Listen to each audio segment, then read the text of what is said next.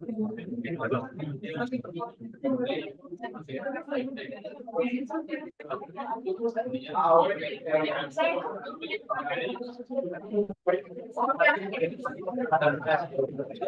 hola, hola, hola, hola. Hola, buenos días. Hola.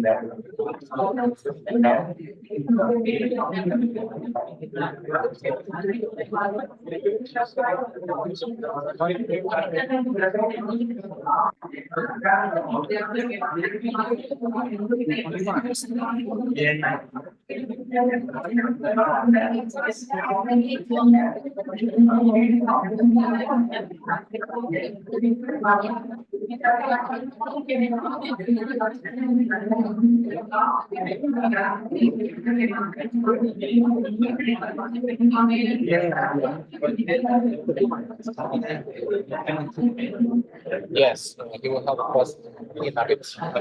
Is finishing here.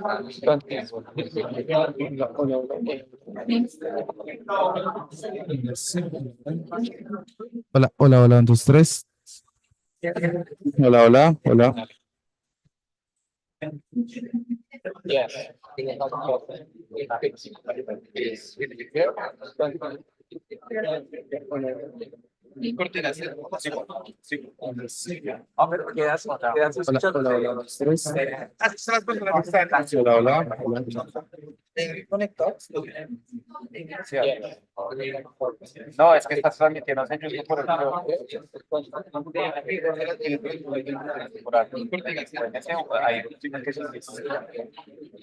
¿Cómo estás?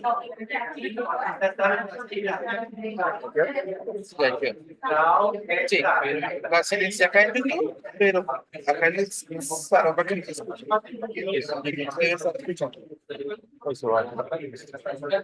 Y algo más que solo las páginas. No, la sesión para bajar la presentación. Ah, se mete a su correo. Sí, me correo. Ajá, sí, sí, está el correo normal.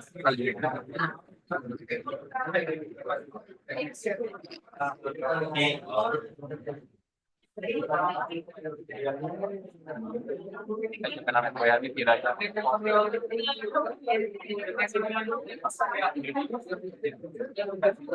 Le quita la sala de tenemos. A ver, estamos hablando. Y ya está ahí listo todo. Ya todo lo sí, ya. Las tendencias de un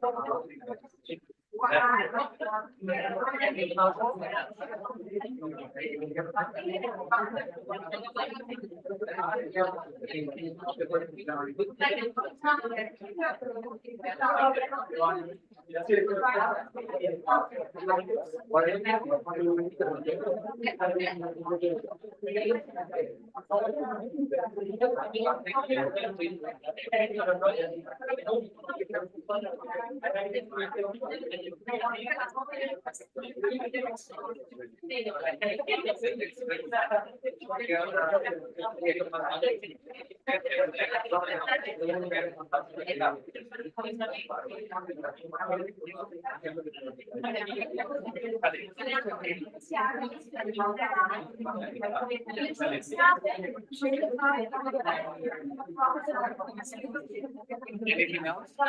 We are ready here. We are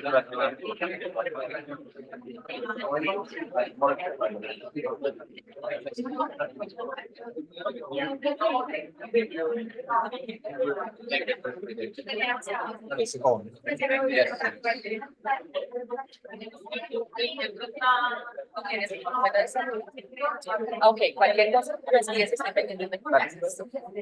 And this one, si me voy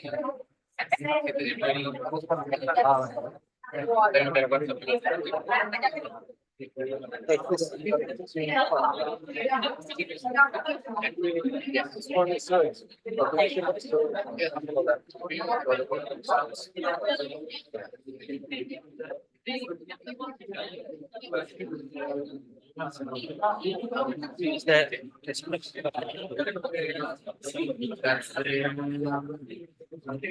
perfecto.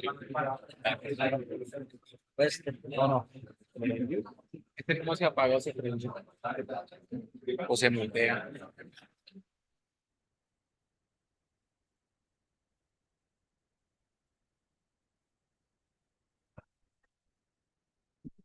So this is working, right? Yes. There is nothing connected, nobody connected yet.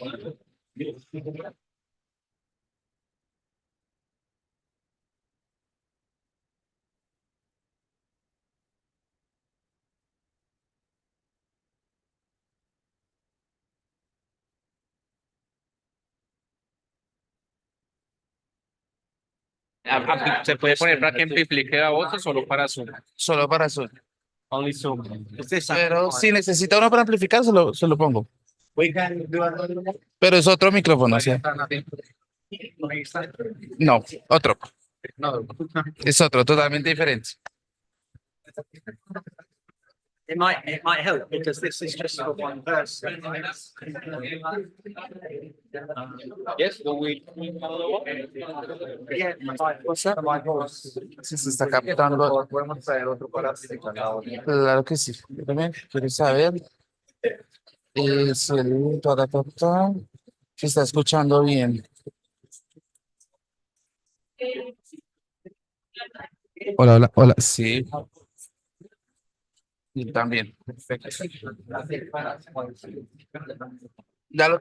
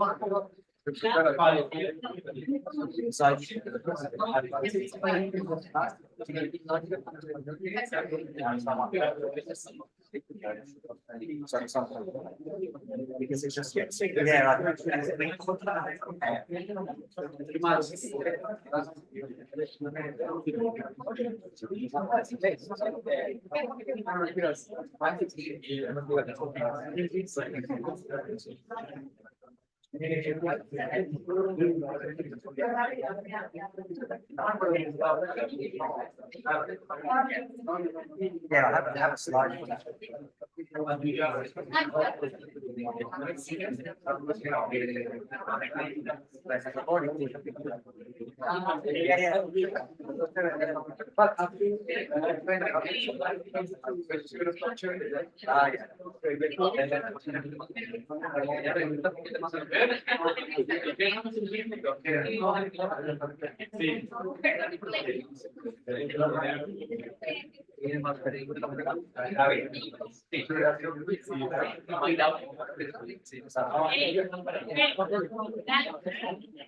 And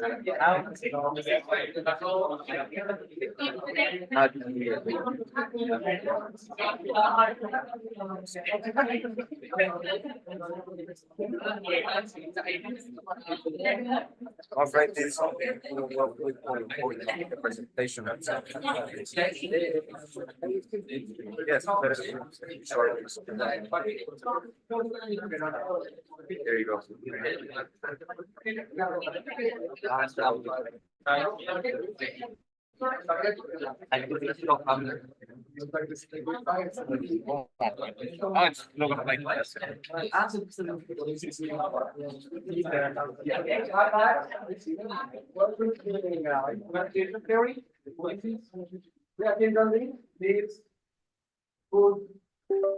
Your name or whatever you want. Yeah, but this attendance is for all in-person sessions, yeah. Virtual, you connect, I can check the attendance, yeah, no problem here. Okay, this is currently. Okay. So, yes.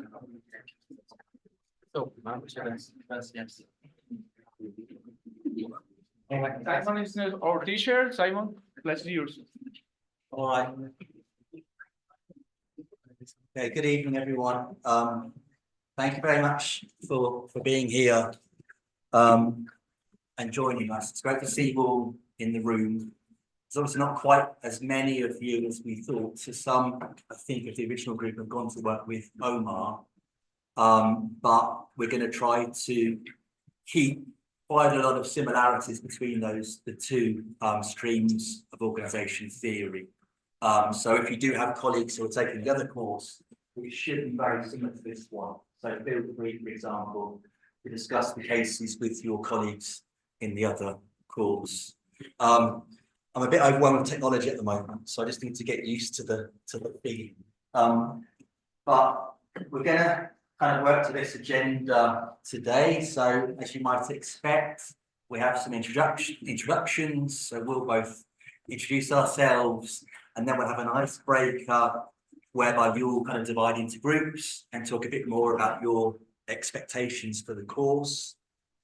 We'll then have some fun stuff, which is running through basically what we're looking for in the course and the different forms of assessment. So this is all kind of laid out in the syllabus, but I'll reiterate it today. And this is a great time, if you're not sure about the forms of assessment, to raise questions as I talk through it. That will probably take us up to about 7:30. I'm thinking maybe 7:15. So we'll have a 15-minute break. We'll then have the mini case, which is the paradoxical twins, which hopefully you've read before the class, as well as the readings on the videos and the reading on the case methods. And then if there's time, I'll just have a kind of recap on organisation theory, which I've already covered in the video, but it's mostly about clarifying things and reinforcing key messages. And for me, the key part, the kind of key value and the key element of this course is that you're a room full of students that are taking this part-time because you already have day jobs. And what I really want is for you to share what you're learning in your day jobs and your experiences with each other. And feel very free to test and indeed criticize what's said in the textbook, these different concepts we're talking about, things like learning, alignment, and please do compare those with your own organizational realities. So when we come on to things like organizational learning, is that how you're learning today in your own organization? If it's not, please do tell me and please do tell the rest of the class. So that's really what I'm looking for from the class. It's very much bringing together our experiences and then testing the cases and the concepts against those experiences. Okay, so I'm going to say a little bit about me just to introduce myself. So I'm Simon. I've been here since 2019. That's when I moved here from the United Kingdom. So I was here for about 6 to 9 months before we had the pandemic. And I've been here ever since in Colombia. So I'm going up to 5 years in the summer. I'm hoping to get my residency visa in June or July this year. So that will be exciting. But yeah, I'm a geographer by background. So I did my undergraduate degree, my pregrado at the University of Birmingham, started that in 1998. I then did a master's in economic geography at the same institution. Obviously, this is all in the UK. I carried on with my PhD at Durham, which took me 4 years. And I looked at organisational learning and innovation in a very large organisation, the Royal Mail, which I'll probably come and talk about later in our lectures, because there's quite a big public scandal in the UK around the Royal Mail, actually, that covered the time when I was working there. But basically, a faulty IT system in this organisation led to the prosecution of around 900 members of staff. And they actually some of them went to prison, and this was all led by the Royal Mail. They hadn't stolen any money, but the IT system had looked at those that they had. And then the Royal Mail managers and the government went after these people. Many of them went to prison and damaged their reputations and so forth. So this is big news in the UK at the moment, actually, right now. But I'll probably come back to that later on.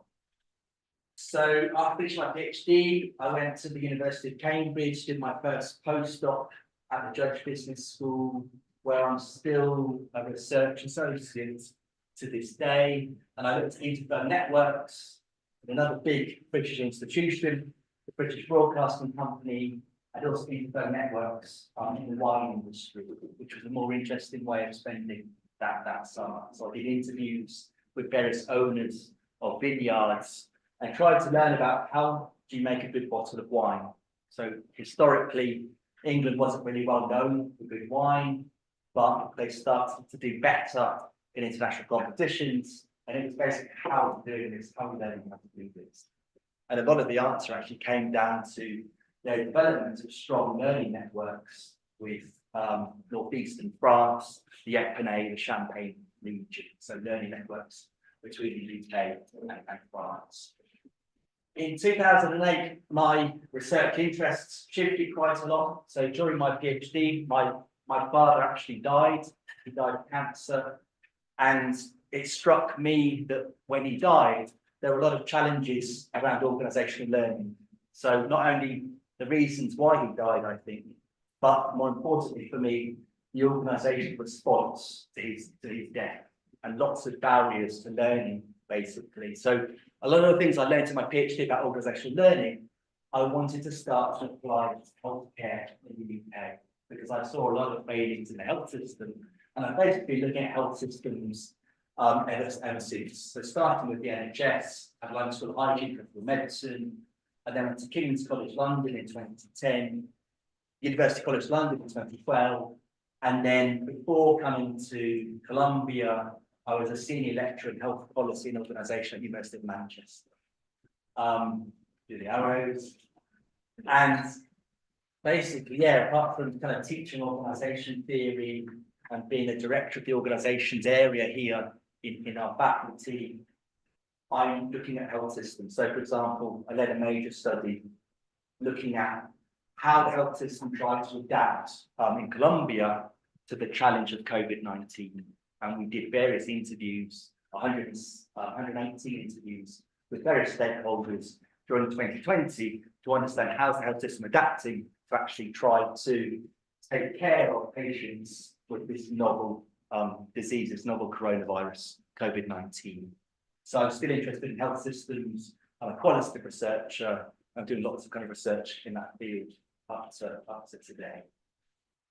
Okay, I think that's enough from me. I'll hand over to Alejandro, I think, now, who's our great teaching.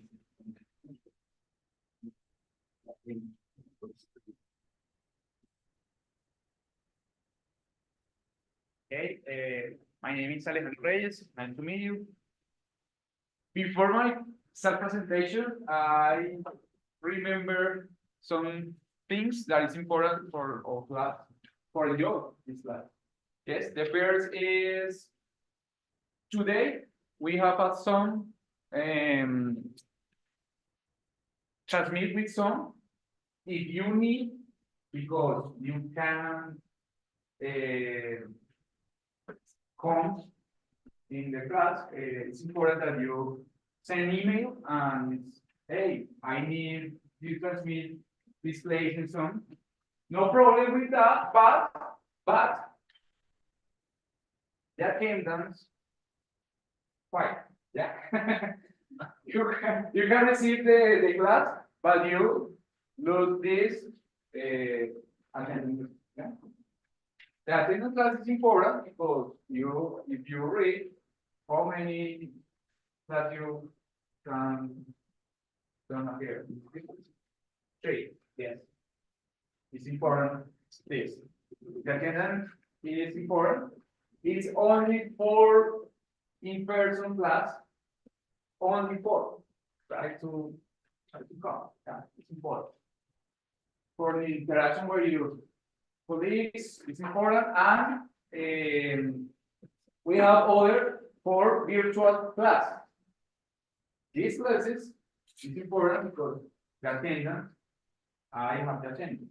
But in virtual, do different activities in order to the attendance complete. Yeah, it's not for check that you connect only. No, it's if you interact or you complete this activity that we understand that you pay attention with it, yeah, because the virtual is difficult. Okay. The other thing is the name. Please put your name. All people that you put your name. Nicolás, very nice. Very nice. If you forget or something happen, I don't know. This is the good, very good. Yeah. Yeah. Okay. The other is cell phone. Cell phone, please shoot down the cell phone, please, if it's not possible. For you, hold it silent. And if you have to answer different for your family or every work, no problem with that. But you go out and wherever you want, we do so. Yeah, no problem.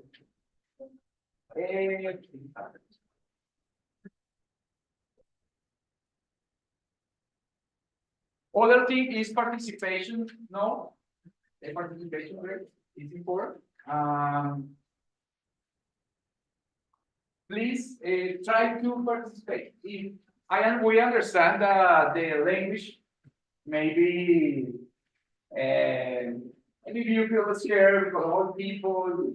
Oh, my English, level English, no problem with that. This is the place that you can practice, that you can afford for this participation. Maybe in your company or other situation, maybe it's different, but here, hey, you can speak whatever level, no problem with that. If you want, you can speak in Spanish. Yeah, if you can speak in Spanish. One thing happened. Simon from England, and maybe don't understand all things that you say in Spanish. But I can translate, or others, partner, colleagues, translate. No problem with that. Yeah, the most important is that you participate. Participate with wherever you want. In this case, we try to connect with other activities that you participate. Yeah, you motivate to participate. Yeah, no problem. And the same the cell phone is computers. Please, if you sit down your computer. I understand that some people say, hey, I am the new era. I copy with my computer. I don't like the right. Yeah, I understand. But please, not I'm saying in other things and Google, WhatsApp. No, please connect with the person. Yeah. Okay. And continue. And continue with the presentation, my self-presentation. I am Alejandro Reyes. I am the same as you. I graduated in 2020 in the same MBA here in Los Andes. I have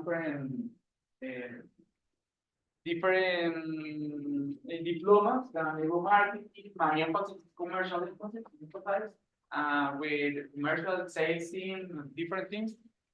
Do marketing and research diploma, but I am mechatronic engineer. And it's a history, a long history.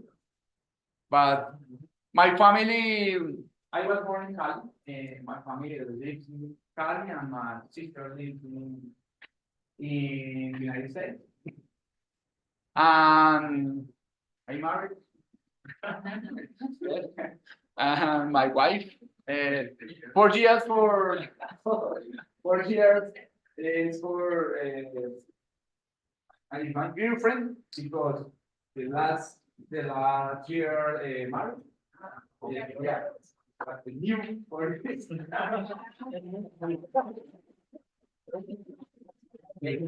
I love different activities. It's important that you connect not only for the work or even the other activities. I love dance. I do triathlon, and I love travel. And it's important you complement your profile. It's important you complement your profile with good things that you do in your time. Okay. And my experience is first in quality model. Entered with the mechatronic engineering, but then changed and working in marketing. That is changed my mind and entered in this commercial thinking. Yeah. And then changed to Arena del Valle, come to Bogota with Bosch, and I say, no, I need mechatronic engineer.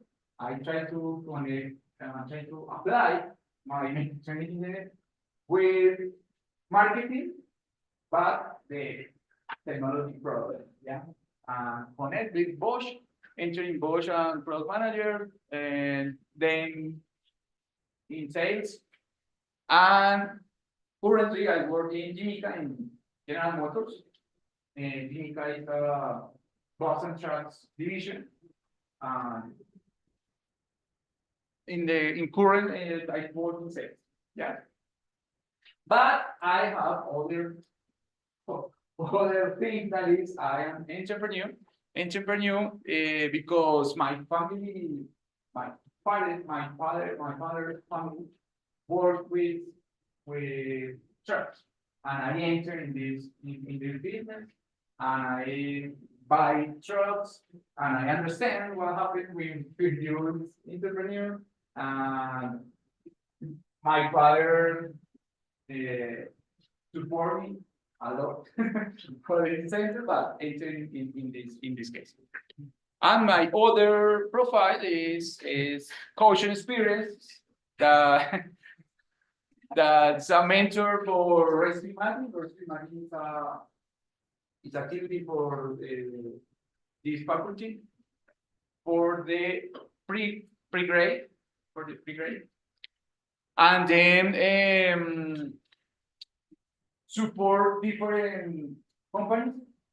My wife have a agency entrepreneur, have a wife politician, and I support for advisor for different companies around. And here with the teacher assistant, and in e-class is another thing that I support this class. It's a virtual class. Okay. And you ask me wherever you want, feel comfortable with me. I no problems. You can speak with me in Spanish, no problem with that. Try to all explain with Simon or participate. Try to in English. Remember, I believe when you one speaking Spanish, no problem. Okay? Thank you. Thank you very much, Alejandro. I need to work on my hobbies as well as. Yeah, bit too academic. Just gonna say a couple more things about the course, and then we'll kind of hand over the introduction more to you. So there are two central goals for the course. So it's about organization theory, and I want to help you to understand how different organizational components can be used to harness the power of others and deliver value. And for me, this just comes down to understanding your context. So as I said a bit in the video, it's all well and good being very effective at your individual role. This class is about helping to teach you to understand that wider context of your work. So the team around you, the culture of your organization, how the structure, for example, influences behavior, different processes, and so on. So trying to see your own role in the wider context of the organization. And then secondly, it's then about influencing that context. So understanding how the alignment between different organizational components, so we talk here about critical tasks, culture, structure, people and processes, and how they're aligned with the organization's strategy and environmental opportunities. And helping you to think about how can you help to adapt the organization to influence that context, whether it's your own team or wider kind of organizational design issues. So those are the two things really. You want to understand your context and then think about how you can influence that context within an organization. And there is, I think, a third kind of aim of the course, which I've already alluded to, and Alejandro has as well. And this is the kind of, I think, the social aspect. So the third aim really is all about getting you to participate and share your experiences. And I just wanted to underline this with a very quick example from the UK, from Cambridge. So this is the Eagle Pub, which is a very famous pub in Cambridge. I don't know who's been, has anyone been to England? Okay. Okay, so what is anyone been to Cambridge then? On their travels? Have you been to this pub? From memory? Yeah, well, I went to a pub, but I don't actually remember the name of the so it might have been that. So, those are always the best pub experiences when you can't quite remember where it was. What it was called. But anyway, if you did go again, I recommend you try this pub out. It's famous. Every kind of landmark that's famous in England gets one of these blue kind of badges. You'll see lots of them, particularly in London, and it basically says something famous. Someone famous lived here, or something important happened here. And in this pub, back in 1953, James Watson and Francis Crick, who worked at the nearby Cavendish laboratory and working on DNA mechanisms at the time, actually announced their discovery of DNA mechanisms in this pub to the other people in the pub. There's a bench you can sit on where they typically would sit and have long debates about, I guess, about scientific practice. And what I wanted to underline is that there's this whole literature on the sociology of science, which is all about how kind of inventions and progress is made through social practices.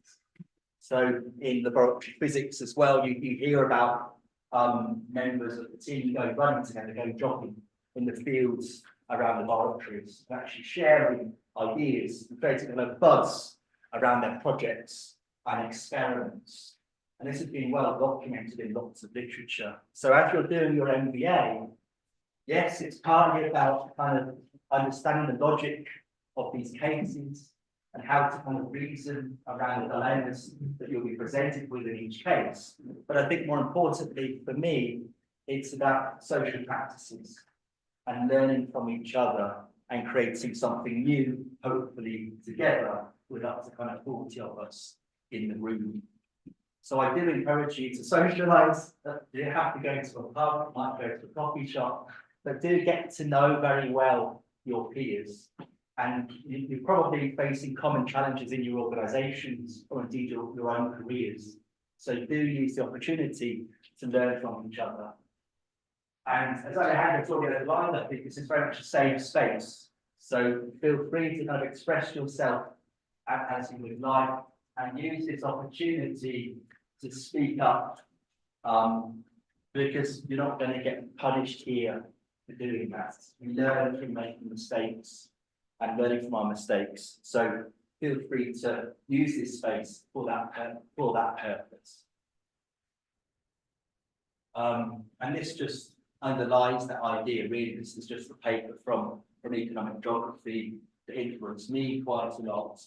And it's all about talking about innovation, knowledge creation as interactive activities, as social practices. So that's kind of where this comes from. So that's very much the third aim of our course. So we only have 8 sessions together, and we only have 4 face-to-face sessions together, and we alternate each week between meeting together here or meeting on Zoom. So the sessions in green are the ones where we'll come to campus, and then in the alternate weeks, we'll meet in a very similar way, but on Zoom. I assume that's okay with everyone. This is the kind of format of the course I've been told we're going to run. So this is what we're going to try to do together. So it's exactly the same course that I ran last year face to face, but we'll do our best to kind of adapt it to a kind of hybrid mode. And we'll hopefully have some external speakers that can come for some weeks who are able to talk about whatever theme it is we're covering. So I won't go through this in any detail because I kind of bring it up each week. But the whole course is really around this idea of organisational alignment or congruence, and talking about the importance of the different building blocks of organisations, the critical tasks, structure, culture, people, processes. It's important that they're aligned with each other and also with the strategy of the organisation, the leadership's values, and environmental opportunities and constraints. So the way the course is structured kind of reflects that idea. And we'll also talk a bit in particular about organisational learning, which is my main topic in session 7, and come on to organisational change as well in session 8. And if anyone's got any questions, of course, feel free to raise your hand or catch my attention. Okay. Yes, Stephanie. Is there a chance we can have the speakers mention while we are here in this place? Yes, hopefully, yeah. It depends on them as well, but we've got one lined up. He's definitely coming in week 5, face to face. There's also 1 or 2 people that we have links with in Florida. I think it's Florida, isn't it? They will join us online 1 week, but we'll do our best. Basically, we'll do our best. If we get you to come here, great. And the other thing is that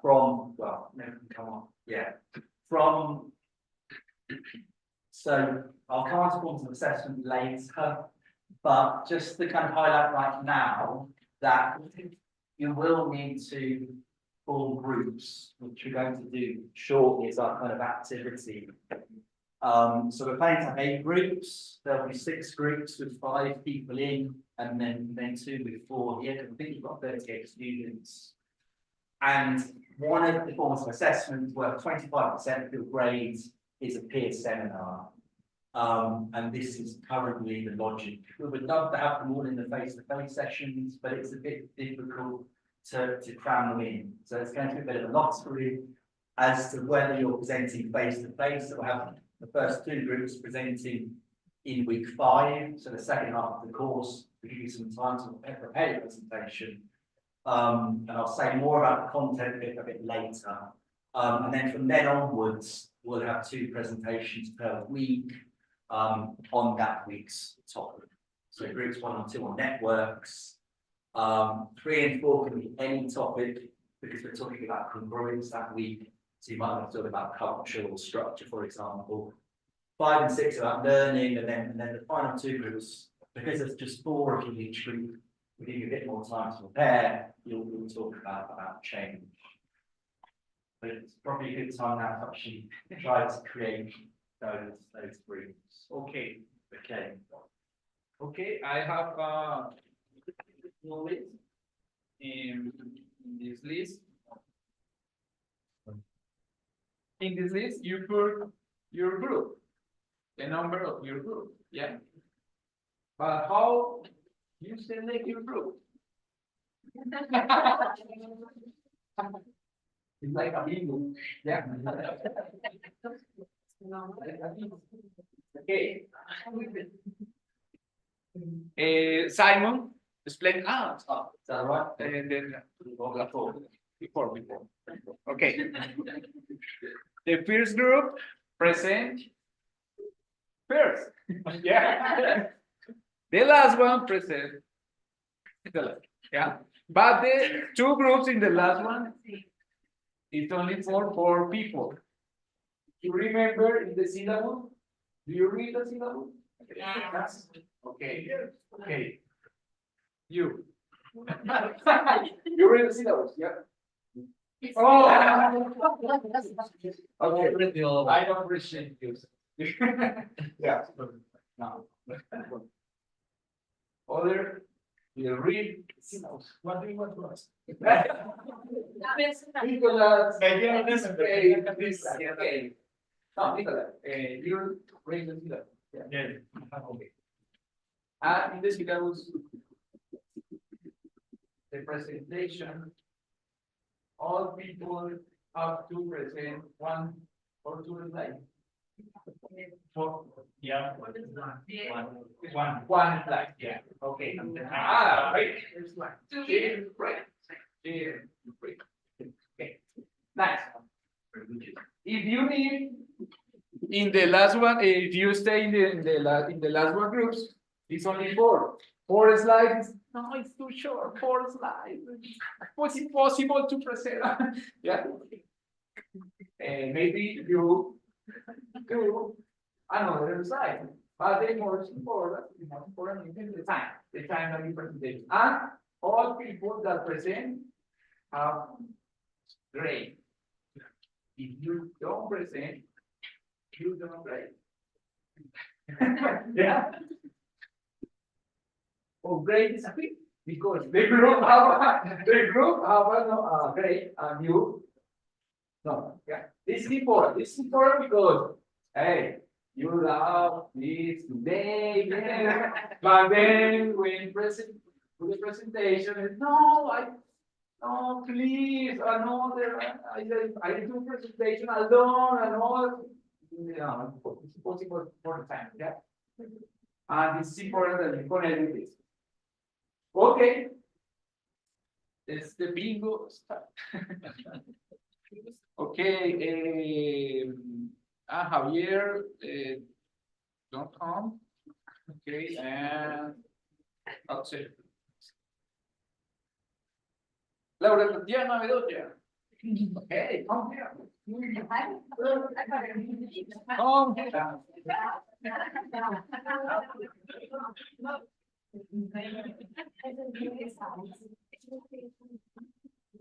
Oh. Yes, number 6. Number 6.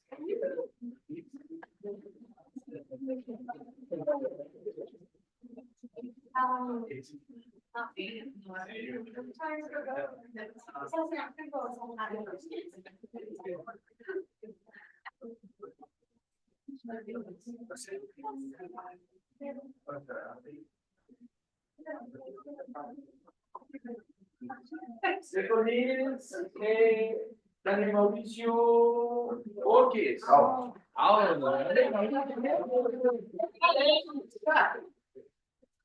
One.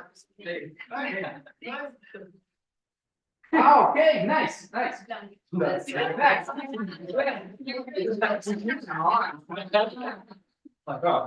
You should, your group.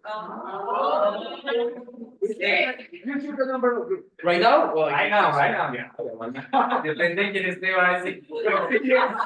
Six. Six? Oh.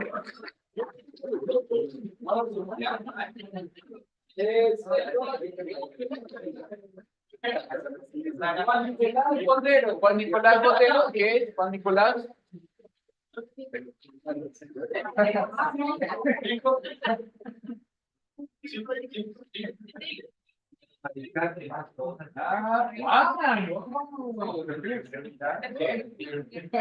Okay, one.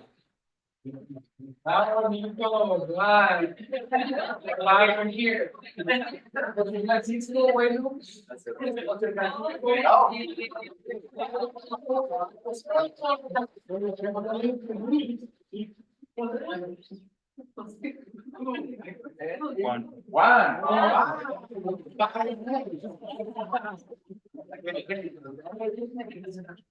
Sí, trago razón.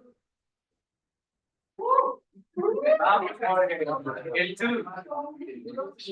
Four. Four, okay. Four.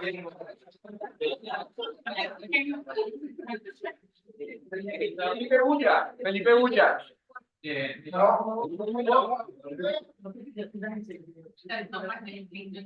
One.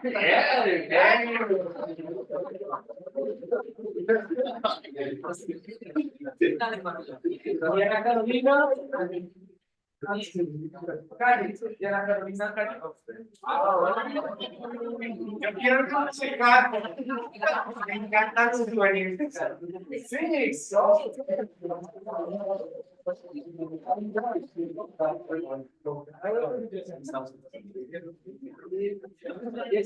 Castellanos.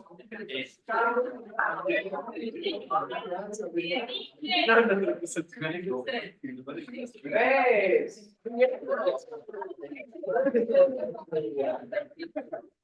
Diego Fernando Castro. Diego Fernando.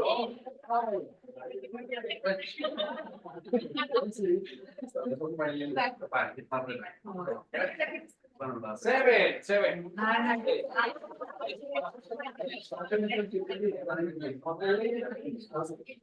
Jessica María. Jessica María.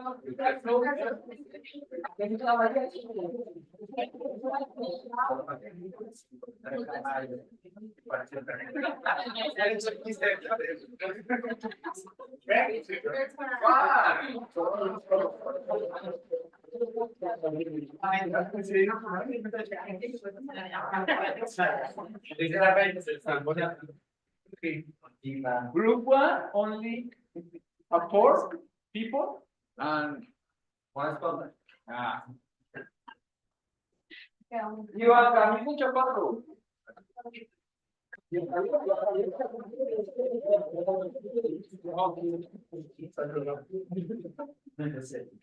Yes, four.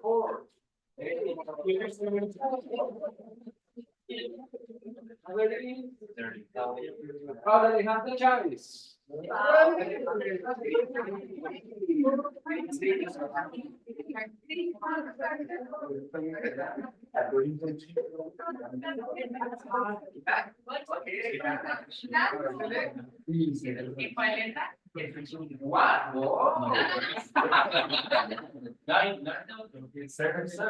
Que recuerden los nombres.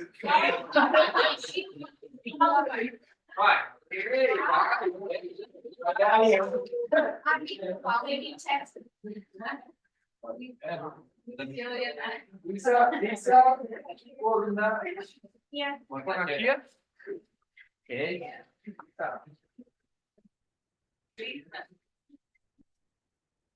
Five, okay, five. Partner with Paula. Gustavo Alfredo Echeverry.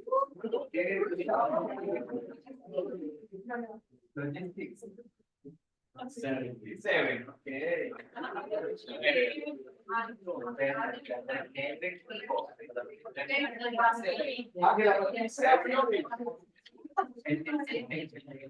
Ángela Patricia Flores.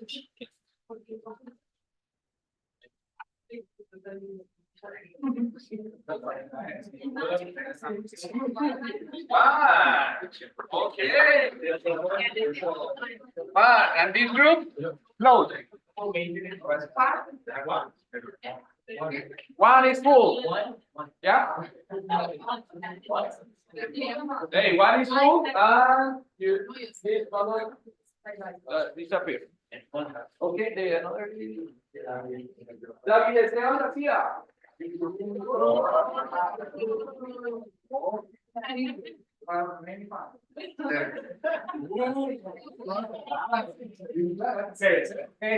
Seven. Muy tremendo grupo. Pero no es que comas Daniel. Please,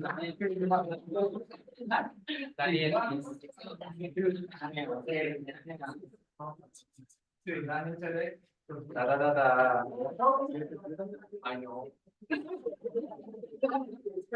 No, vi. Pero yo quiero presenciar,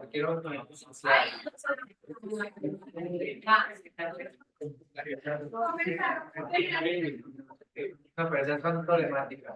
Hilton Julián, Walter, Hilton Julián, Walter.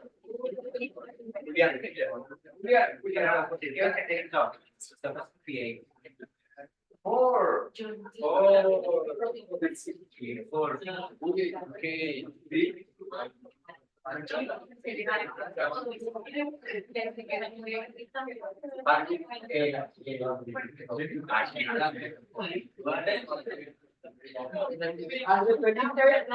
Hernández.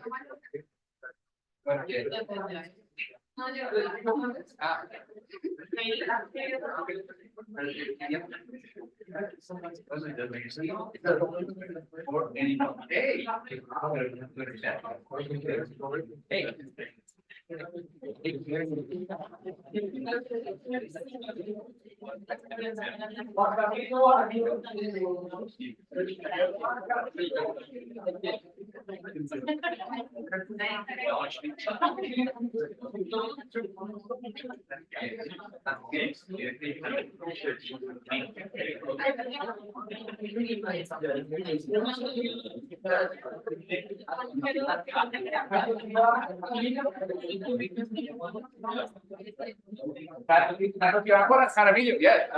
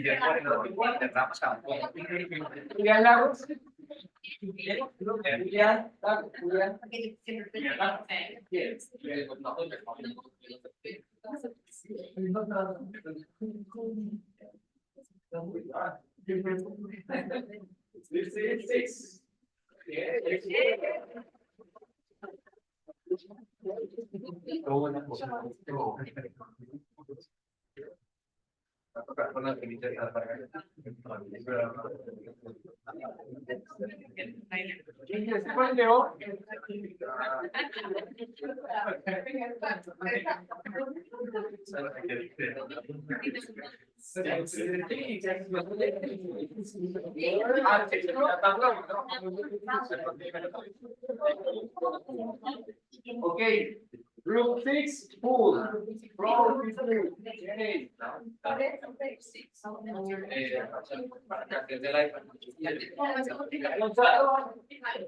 Javier López.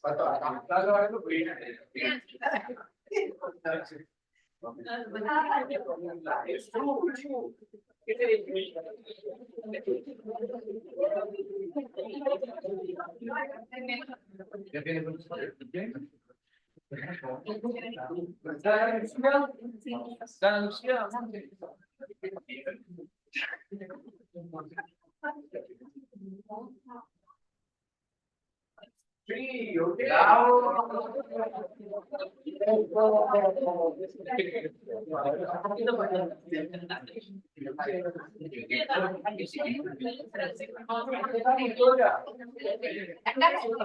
Daniela Montoya.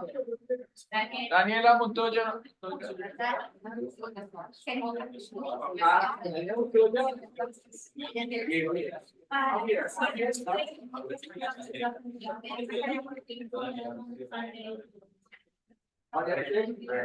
María José Ocampo.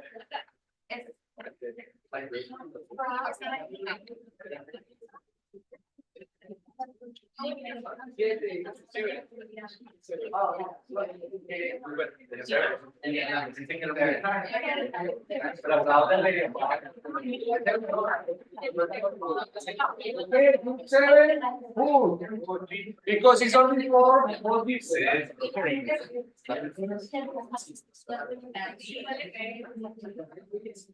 Angélica Pinto. Angélica Pinto.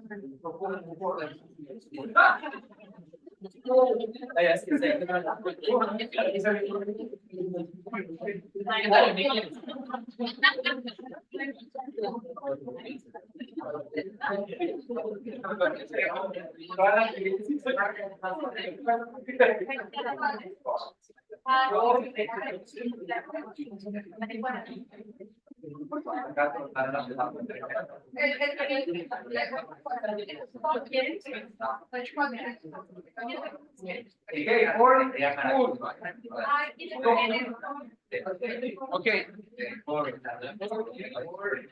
Lidia Patricia.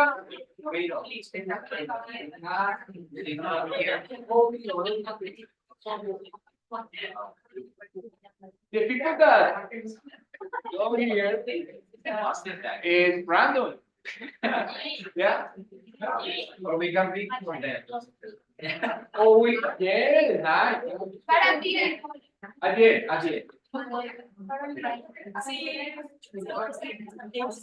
De hecho,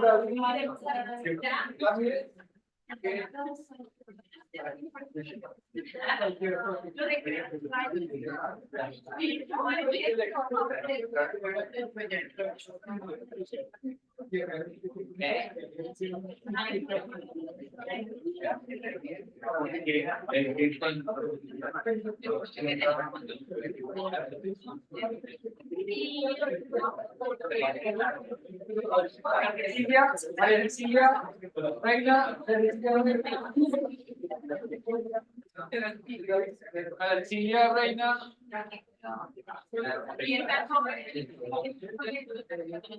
¿Tienes 8? 8 a 3. 8.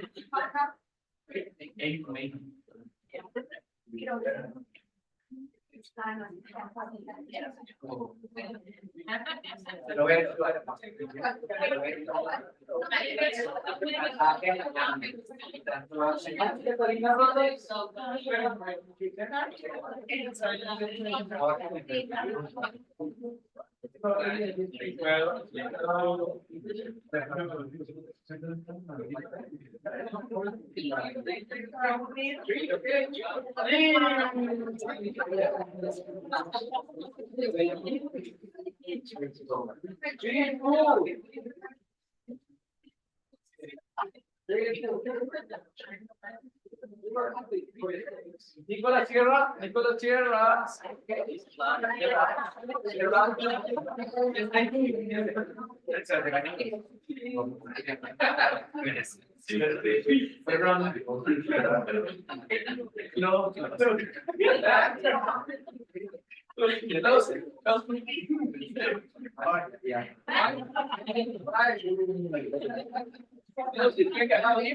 For this decision.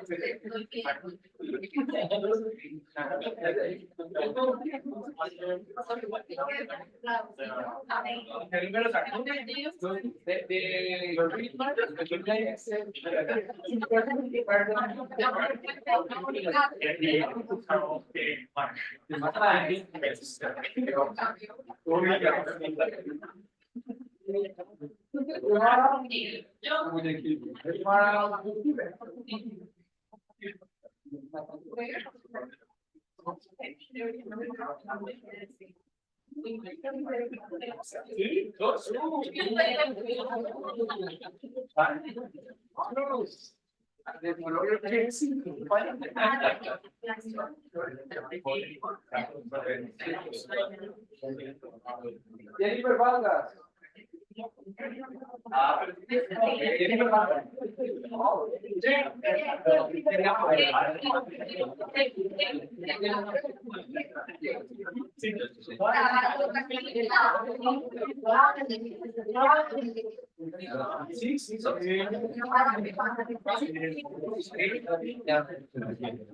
Jen.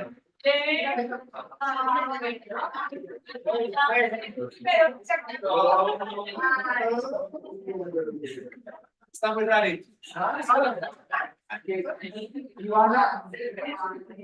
Bien, claro.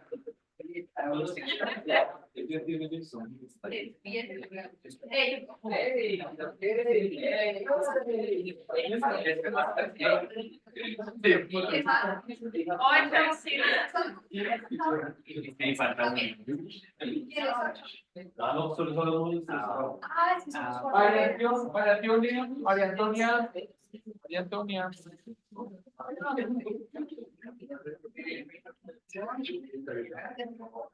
Hey. And A is full, no?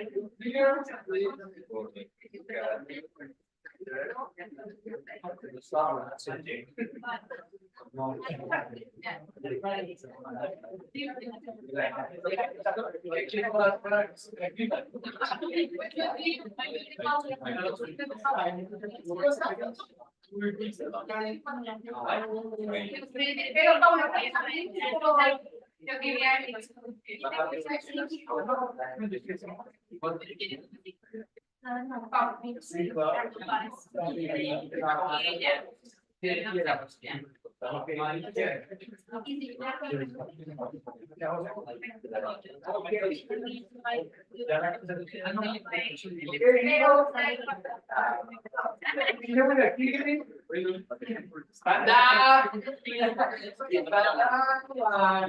Check.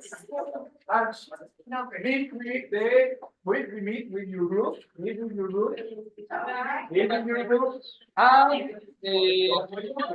And for this activity, yes. Hey, please do this activity.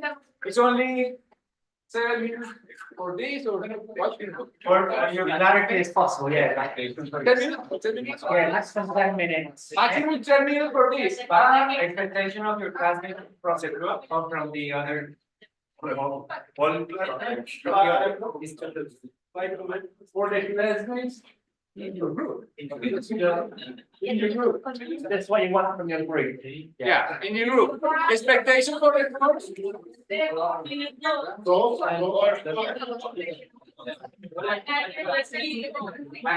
Okay, I'll go here with paper.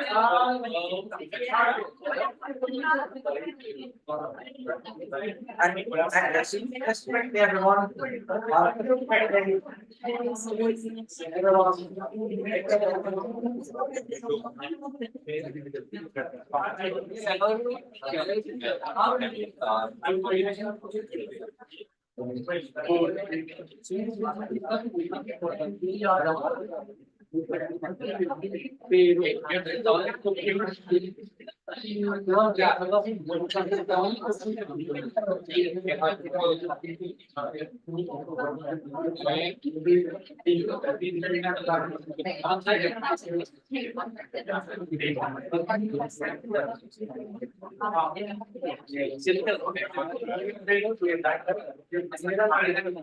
Bueno, creo que los dejo.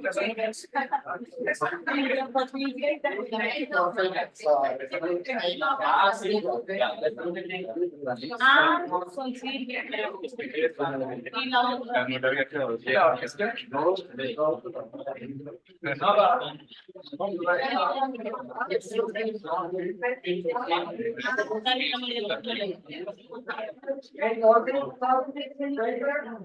Y no. No, pero entonces,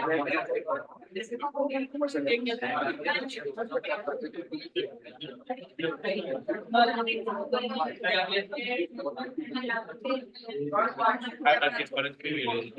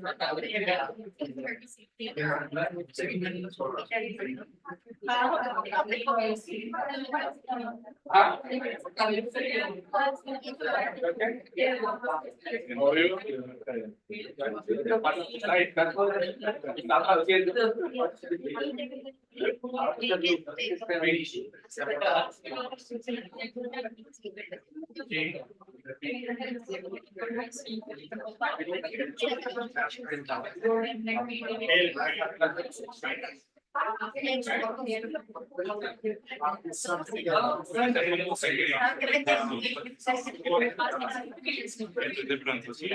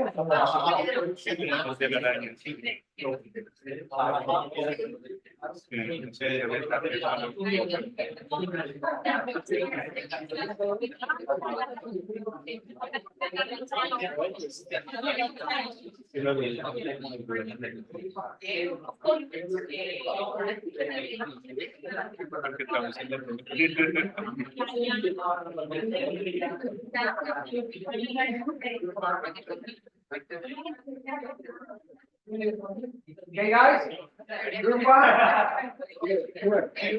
Here, okay, come on.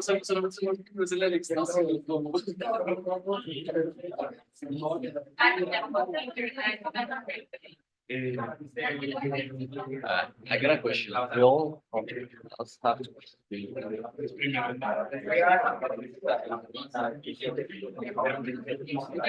Okay.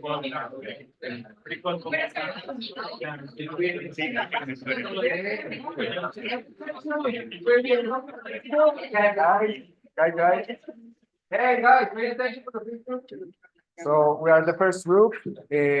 Our name is the net traders. Our expectations, please.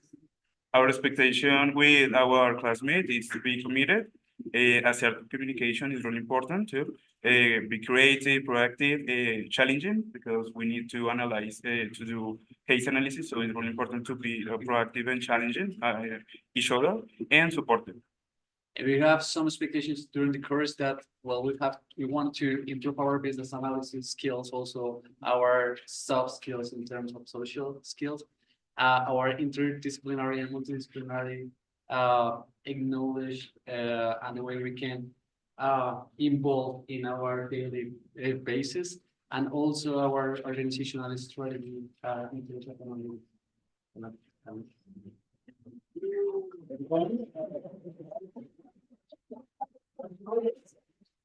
Thank you very much. Any comment, question? No one. Okay, there you go. Next one is not here.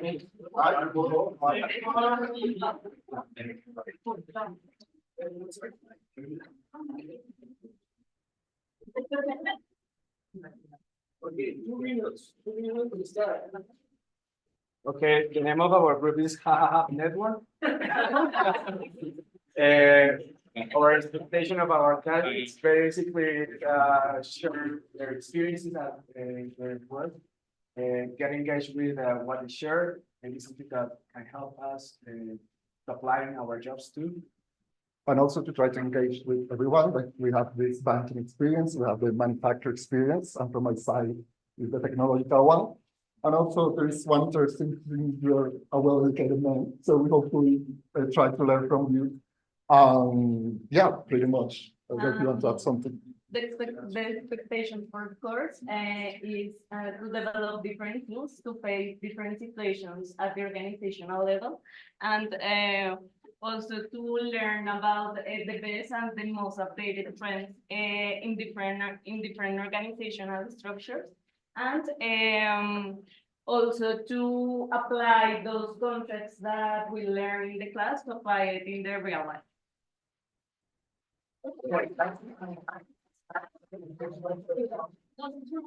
Hey, number three. Okay, hello everyone. What group number 3 brings to the table is some mystery, so our name is not going to be revealed in this class, but our name is TOT. That's it. But we have a slogan that can give you some input of what the name is, and is unleashing the power of ideas. Our expectation. Our classmate expectations are creativity, sharing ideas and backgrounds. And also critical thinking, which means that we want to develop that sense of goal, of notion to go further than we can actually just see on the cases and mirror the application. And the expectation for the course is to have theory, but more than that, to have practice, to try to apply all the knowledge that we can do. And the second one is develop influential skills. At the same time, learn how to adapt to different organizational changes and to alignment between different areas of an organization. Okay, so this is group number 3. This is our slogan, please remember.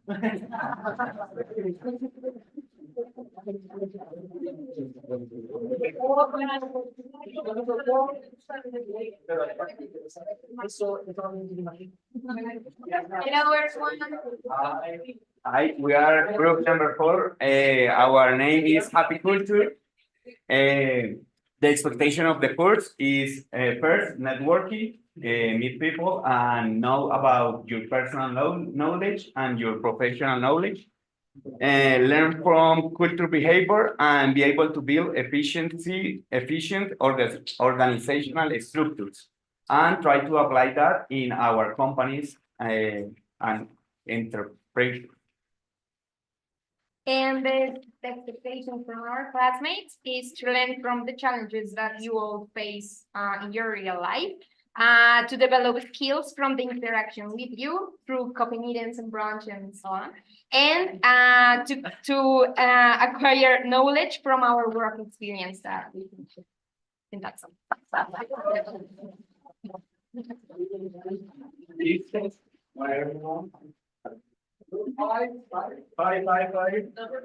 Number five. Close. Before we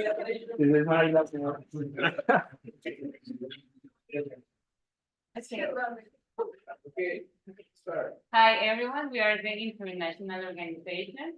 We all have international backgrounds in Latin America, and our classmate Lisa is from Italy. So, in our expectations, I think I didn't put it here, but we are going to improve our English because we're going to keep talking English all the time. Teamwork, learning from our different fields, have a lot of fun, punctuality, respect, and critical thinking. Regarding the class, we are expected to learn how to establish a culture in the company, you know, because you can establish a structure, you can establish a role position, but how can establish a culture, you know? So that's Another expectation is to feel free to speak in English in the class, as you said, like it's a free, safer space. So this is one of our expectations.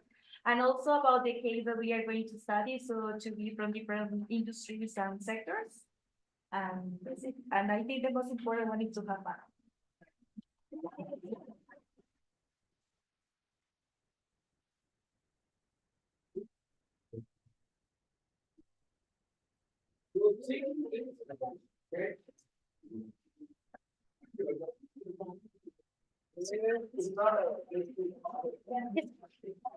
Okay. Our group is integrated by Steph, Laura, Caro, Julian, and Daniel. And our group's name is Eagles Pub because it's going to be interactive innovation. So our first classmate expectations will be teach Danny how to dance bachata and reggaeton and he doesn't know how to do it. Since we all come from different backgrounds, we all have different professions and we perform at different sectors. So their expectation is to learn through our mates' professional experience. So we want to learn, discourse what types of organizations are there and how they influence and impact the overall performance in an organization. And also to listen to the work experience of the different organizations that our classmates may share. And last but not least, we want to become more confident in British English. Yeah, that's the reason. Yeah. We'll start by using names.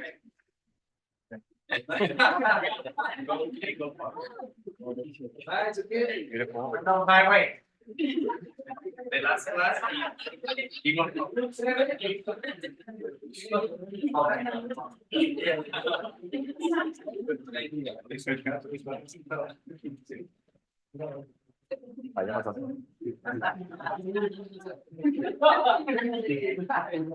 Hello everyone, we are Santimazo, we are Maria Jose, David, Fernando, and me, Gustavo. The expectation of our classmates is to learn from each other's experiences and backgrounds, to have a lot of teamwork, have fun while we learn, and most important, to share as a team. What's that? And for the expectations of the court, It's a beer, no? It's a beer, yeah. Yeah, Okay, from BBC. yes. Not that I know much. You're invited. and for the expectations of the course, firstly, we want to learn about how organizational theory can apply to our work, entrepreneurship, and leadership. Develop criteria for critical thinking from the case methods that we're going to be seeing, and improve our English skills, aka critical accent.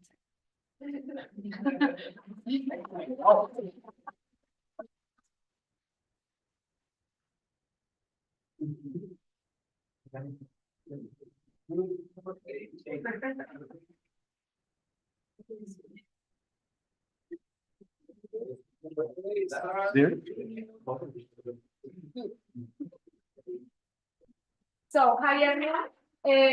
We want to change from the origin, and that's why we are called Inception. We are group number 8, and we are Andres, Maria Antonia, David, and myself, Ivana.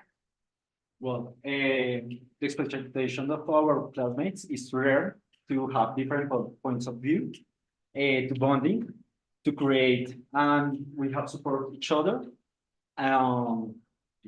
We also want to make connections, not only within us, but with all of the group. And we also want to be efficient. We want to build with the topics we learn in class. We want to be happy most of all the time. Hopefully, we don't want to be stressed or sad or mad. We want to be happy. We want to share experiences with all the group. We also want to be very good in communication. We want to learn how to influence to other people. And finally, we want to learn new tools in this course.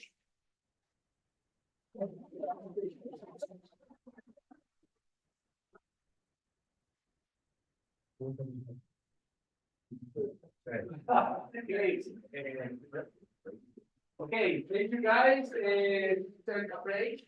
Please, go back to the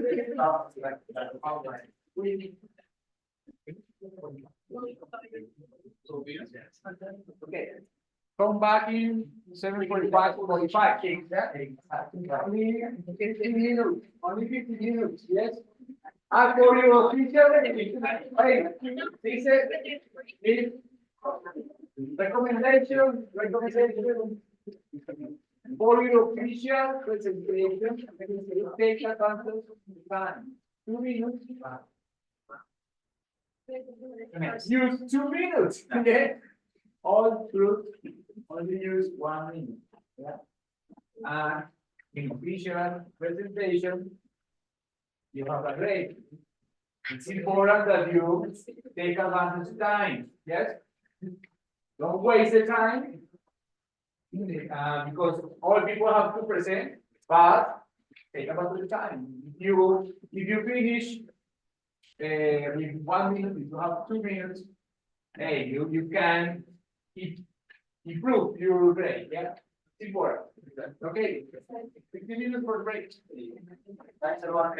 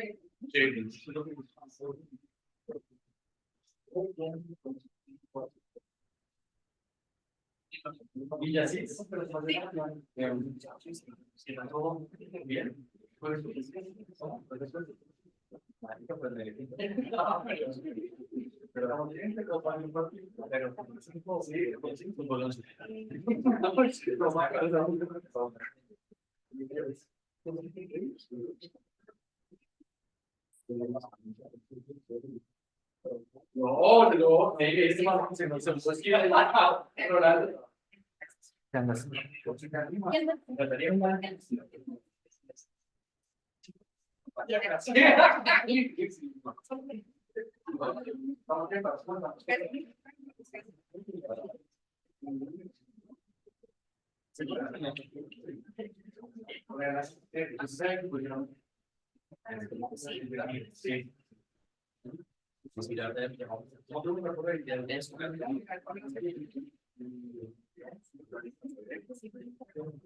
Sí, porque ahí, mira, ahí perdimos otro, ya.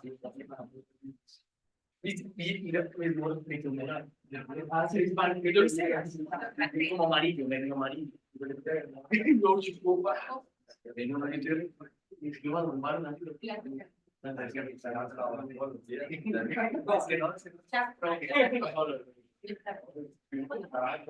Sí, para final, sí, claro. Sí, es muy interesante.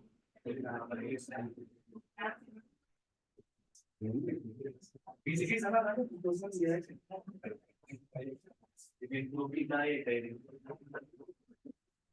Pero no, no pasa.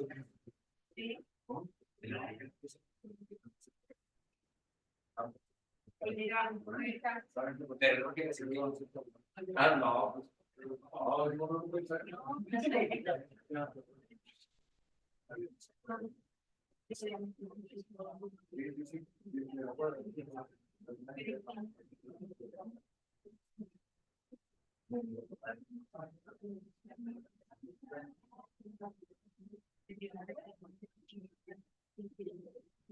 Ya tengo mirado la presión.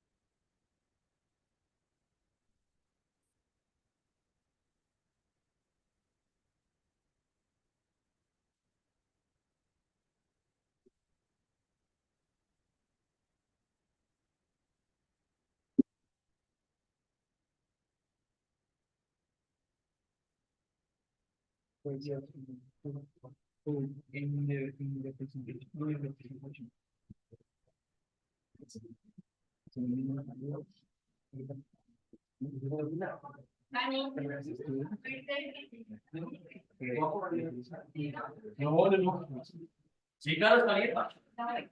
Sí, bueno, pues nada. No, for the virtual session. Virtual sessions. In order to connect with the class.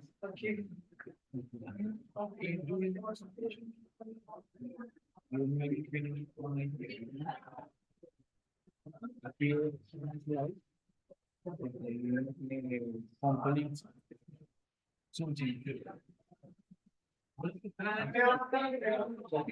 Prueba en donde que tal. Prueba la comunidad, prueba y lo que necesita. 9 de noviembre. Todavía falta.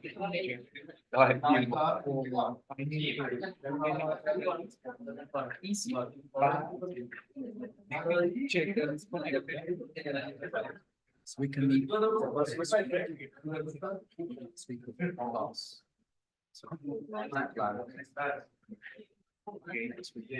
Estaba diciendo que hacen esto. Pero porque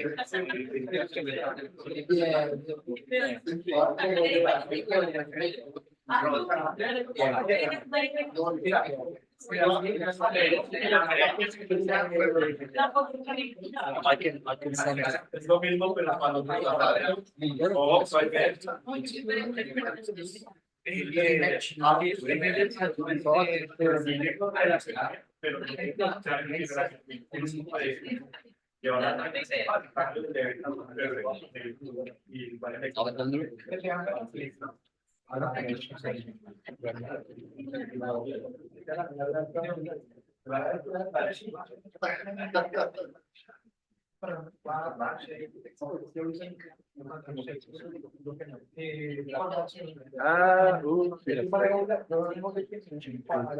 sí, para adelante. Una pregunta, ¿todos hemos presentado? O sea, no hay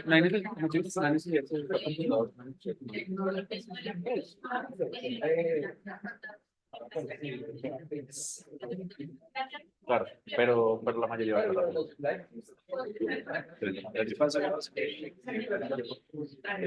Una paleta.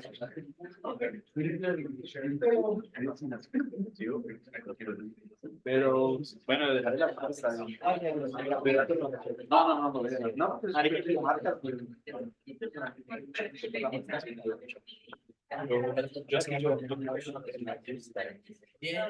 sería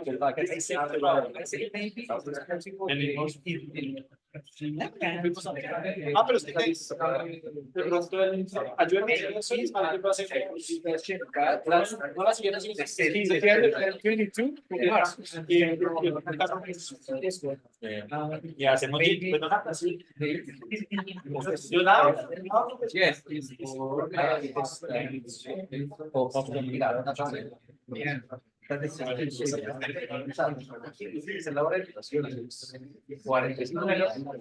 Okay, let's see.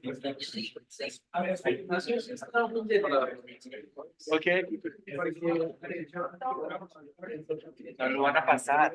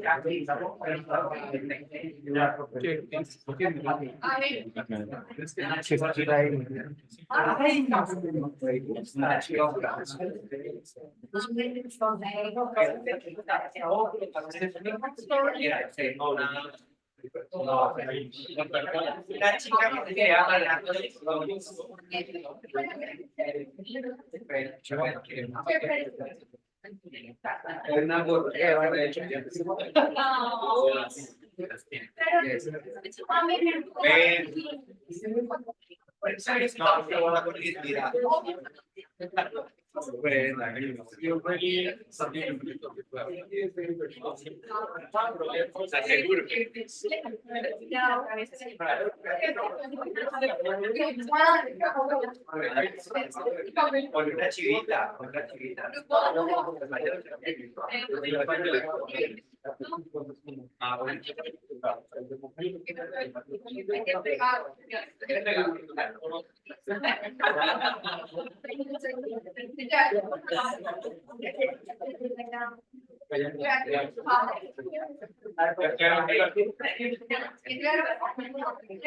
Please give me a paper with the number, with number.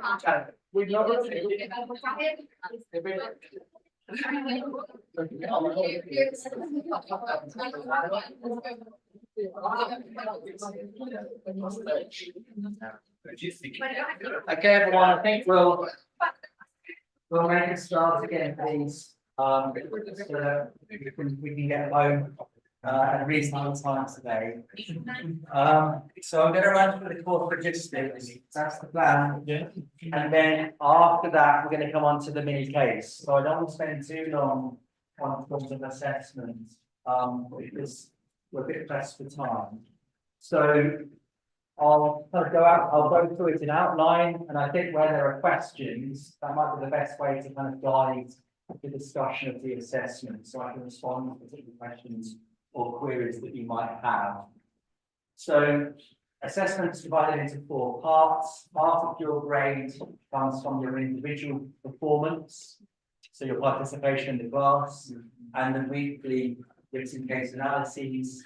And then the other half comes from the peer seminars that we've just kind of talked about, as well as the group memo, which is due at the end of our class. I think on the Sunday after the Thursday of the last week. I think that's around the 20th or so. So this week we're not grading participation or your case. I think we've got 33 in this week, which is really good, given that they're not grading these. But from next week onwards, Alejandro in particular will be monitoring your participation and grading you on that, and we will be grading your case analysis as well.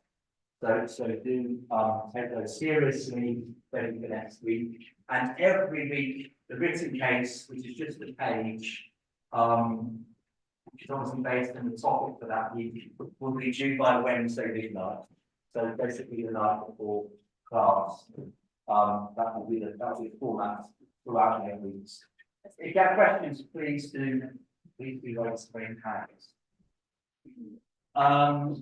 So this is the, oh, Stephanie, yeah.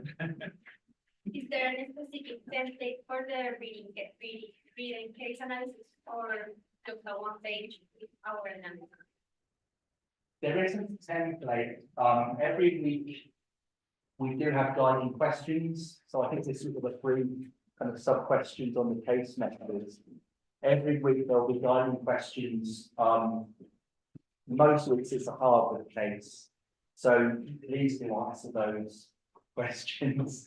And I will say a bit more kind of about some informal tips for writing the case, but it's basically a page. If you want to add some appendices, some graphs, or present some data, you can. But it's basically one page of writing. And we keep it short because we need to look at 38 every week, so it's not easy to read more than a page in the limited time we can. But it's also good, I think, to present your ideas succinctly. No one has much time anymore or much patience to read very much. So if you can present in one page your substantiated point of view on this topic, leading up to your recommendations, drawing on evidence from the case, mark some key quotations or some data that support the points that you want to make, that would be great. It's a one page maximum. And we will have to penalise you to go over the page, but do keep it brief. So like today is on Wednesday, when are you going to upload the information to for the reading case? By each week, by Monday at the very latest, but in all likelihood tomorrow.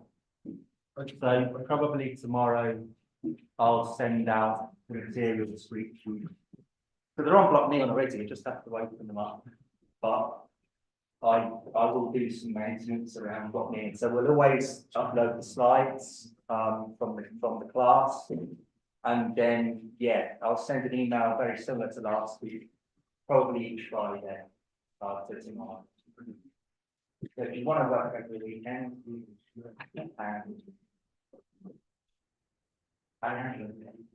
If you are 39 people, but I only received 33 cases. Yeah. But the first case is something that you how you analyze, maybe you have to improve something like that. But the rest of the cases, you have grade for the rest of the case.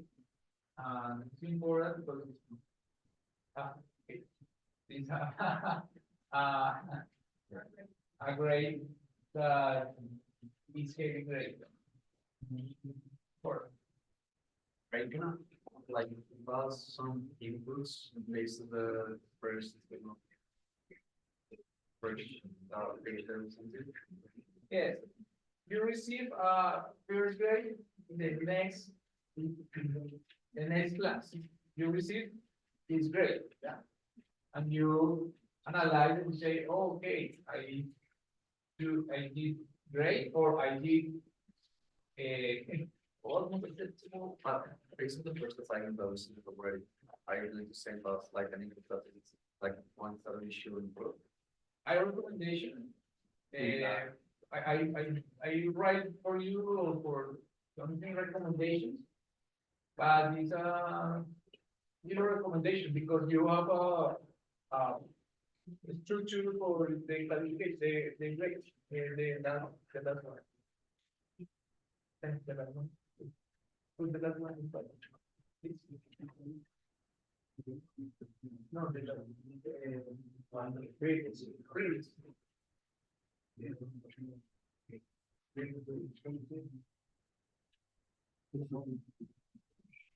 As participation. Now, in the syllabus say how you present the case.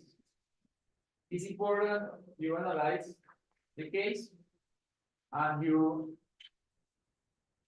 deep understand the case, combine the information, use all information, and you try to bring information with the another cases, with the economic trends, yeah, that you enter this. If you you this information in one page, is you have a grade, you have 5. But if you only do the case in one page, yes, but we describe the case only, and you have 3, yeah. So something like that. With first grade, you understand if you do great or you have to improve. Yeah. No more. Read the syllabus because I explained clear how you grade have a nice grade. Or question. Sorry. Okay. En Spanish. Yo le voy a dar una recomendación a los que de verdad yo sienta que no, o sea, que están en el caso, están demasiado perdidos o que le dieron el caso y de verdad contestaron otra cosa no tiene nada que ver.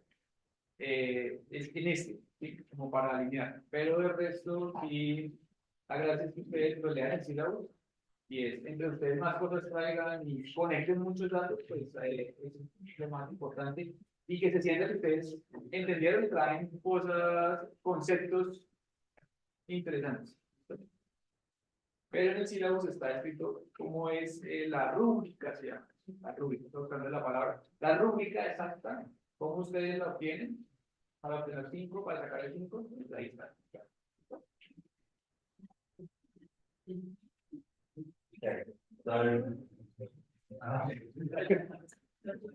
So we'll the formats of assessment and we'll reinforce them, I think, each week. So we'll return to this again and again. It's very clearly kind of outlined in the syllabus anyway. And to be honest, with the written case analysis, I'm on participation now, but on written case analysis, what we're trying to ensure by giving you this reading each week is to make sure that you're prepared for the class, so that you're ready to participate and work with your group in each class. That's really why we give you that written case, so you're ready. And as a rule, we don't really give feedback on the written cases because of the lack of time overall, given that they're submitted on Wednesday midnight. But we will give feedback if you get quite a poor grade and it seems like you've misunderstood a bit what we're asking of you. Or if you come to us and you want to get a better grade, we can talk through it as well. But we'll only really intervene if there's seems to be a problem. Okay. So this is for the actual participation in class. And starting at the bottom, really, what matters, you don't have to keep contributing the whole time. We'll grade you on your best intervention throughout the 3 hours, wherever that comes. So the quality of interventions matters more than the quantity. And as long as you turn up and you're not too disruptive, the minimum you should get is a 3, which would be something more descriptive, kind of describing something that everyone already knows because it's in the case. To get 4 upwards, we really want you to be more analytical. So draw please on some evidence, some specific information from the case, and use that to support the point that you're making, or draw on the concept that we're talking about that week and use that to support the point you're making. So we want to have some informed interventions from the case data or based on theory or readings for that week. And to get a 5, this is not, it is quite a qualitative assessment, but to get a 5, there's some kind of direction for management. Every week there's a dilemma to solve, and it's about, this is what we would recommend to the decision maker, might be the board of the organization, in order to solve that dilemma. And it's really how to go about it, not just what to do, but how to do it. So a brief plan of actions is what I would see as being a recommendation. It's how to make a practical change that will solve the dilemma that you've been presented with each week. But this is just as I said, it's quite qualitative, really. We've tried to put some numbers to it, but I don't think it's going to be too much to worry about. As long as you're prepared for the class, you've thought about your position in relation to the case before coming here, and you're able to draw on some evidence from the case, you should be okay. All right. I don't know, because I've just got a couple of slides on the case method. Obviously, we covered this week anyway. So I don't think I'll go into this in any detail, because I think you've already got a really good understanding of it, having watched the videos and read the documents about it. These are broadly the 3 questions that you've dealt with, and I think you've done that very well. Does anyone want to make any, I don't know, any response in relation to the case method? Were you surprised by anything in that method?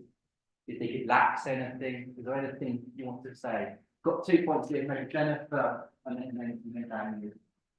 Sorry, Brandon, it's not about the case method. I just have a question about how to develop the cases. That actually was in the case method meeting.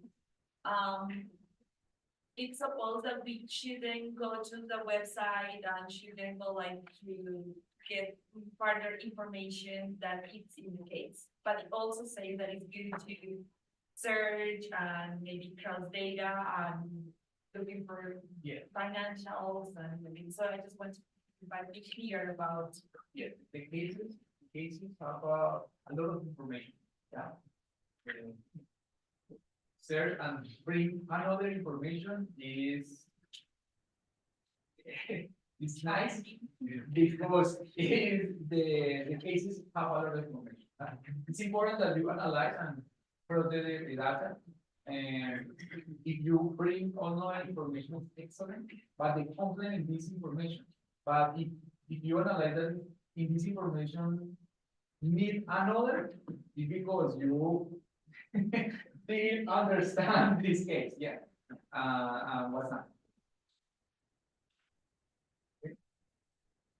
Yeah, I mean, it is a bit difficult because the cases have an internal logic, and when they're about a real company, obviously the world might have changed, circumstances might have changed for that company since the case was written. So more or less, when you're participating in a discussion, it'd be great if you stick to the case so that everyone's got the same information they're working from. Because sometimes the dilemma's been resolved in the real world as well. Yeah. So more or less, it would be great to, I think, to stick to the case. That would be what I would prioritize, knowing in your debt. Daniel, yeah. So more than an intervention, I have a question because I was very surprised about the pre-work that we do on the study teams or discussion teams, because at what time we are going to do that? Here in class, after class, how is that methodology works? Yes, so we recommend that if you have any kind of uncertainties about the case, that you do meet your team to discuss them. But when and how you do that, I don't. Okay, but it's not a necessary step. No. It's like I read the case, I prepare the case, and I come here to share my ideas with the team. Yeah. But we don't have like a pre-work. No. Okay. No. By myself. Okay. Yeah, you prepare on your own. So review the case carefully on your own. Very briefly, I'd recommend reading it right through quickly to get a sense of the whole case, and then read it a second time and go into a bit more detail. But these are assessed individually, so you can read the case on your own. Do a bit of relationship between the case and that week's readings. So think about the case conceptually in terms of the readings, as well as empirically, the situation of this organisation. And if you have time, it's optional, talk to your group if you can about the case, particularly if you have any uncertainties. The cases tend to be designed with a bit of ambiguity in them, because the people that write the cases want to try to promote a debate. So there'll be a dilemma, and there'll normally be 2 or 3 different ways of solving that dilemma. So what we're trying to do is get a debate among the class and get maybe one group to take one position, maybe outsourcing or something, and then another group in the class to take another, which is no, we should do this, changing out. So there will be some ambiguity in cases, and you can talk to your group about it, but given your busy schedules, that might be challenging, but it's optional. I only have one last question. Yeah. Like, when you mentioned that, like, perhaps sometimes in one of these sessions, I will say something relevant. So I mean, like, you will tell me that I said something relevant or disruptive. Like, That's not my style, no. That is no, I mean, it's like a silent. Alejandro. But not, that's not my style. I mean, some people do that when they're you know, using the case method. If you look at the videos from Harvard, they're quite robust discussions that they recorded for those videos. Quite a bit of pushback. But I don't think so. I might ask you to clarify your point. But yeah, as I said, this is the kind of a safe space, and as long as you're prepared for the class and you're listening to what the debate and keeping up with it, you should be okay in making relevant contributions. Okay. Yeah, but we'll see how you get on. You in one page, you analyze for you, and it's the space that you share your information, you analyze, maybe you say, who analyze it, or I have other idea, and create a group analyze. Yeah, it's important, and you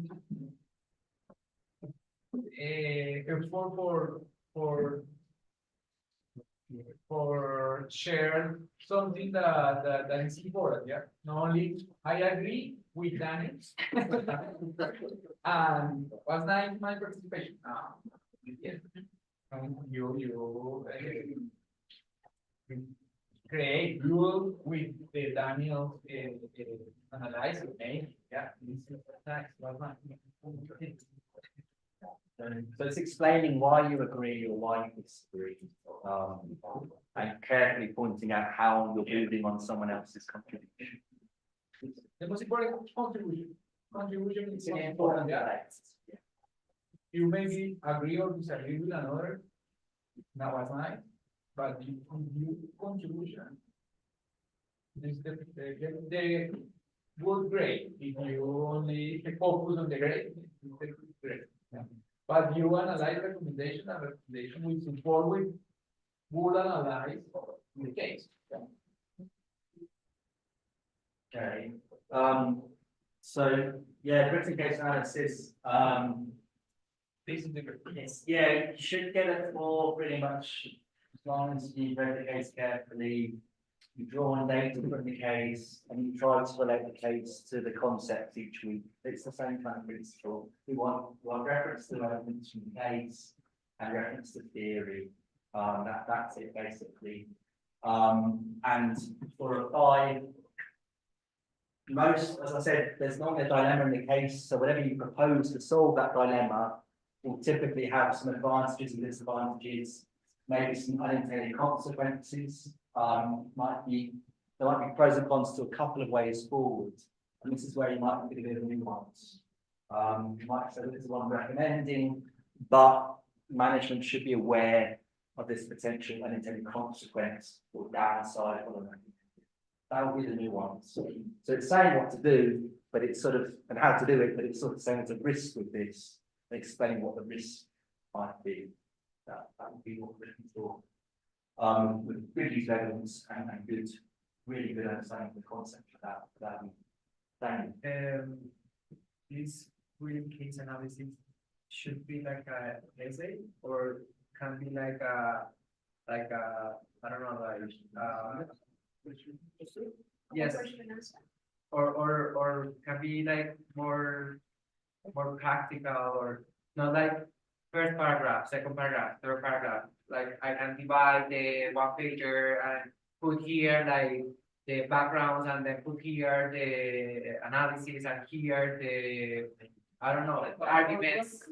The distribution of the structure, but the cases have, in cases, you have to solve three or two questions, yeah? Yeah. And it's important that you, in your structure,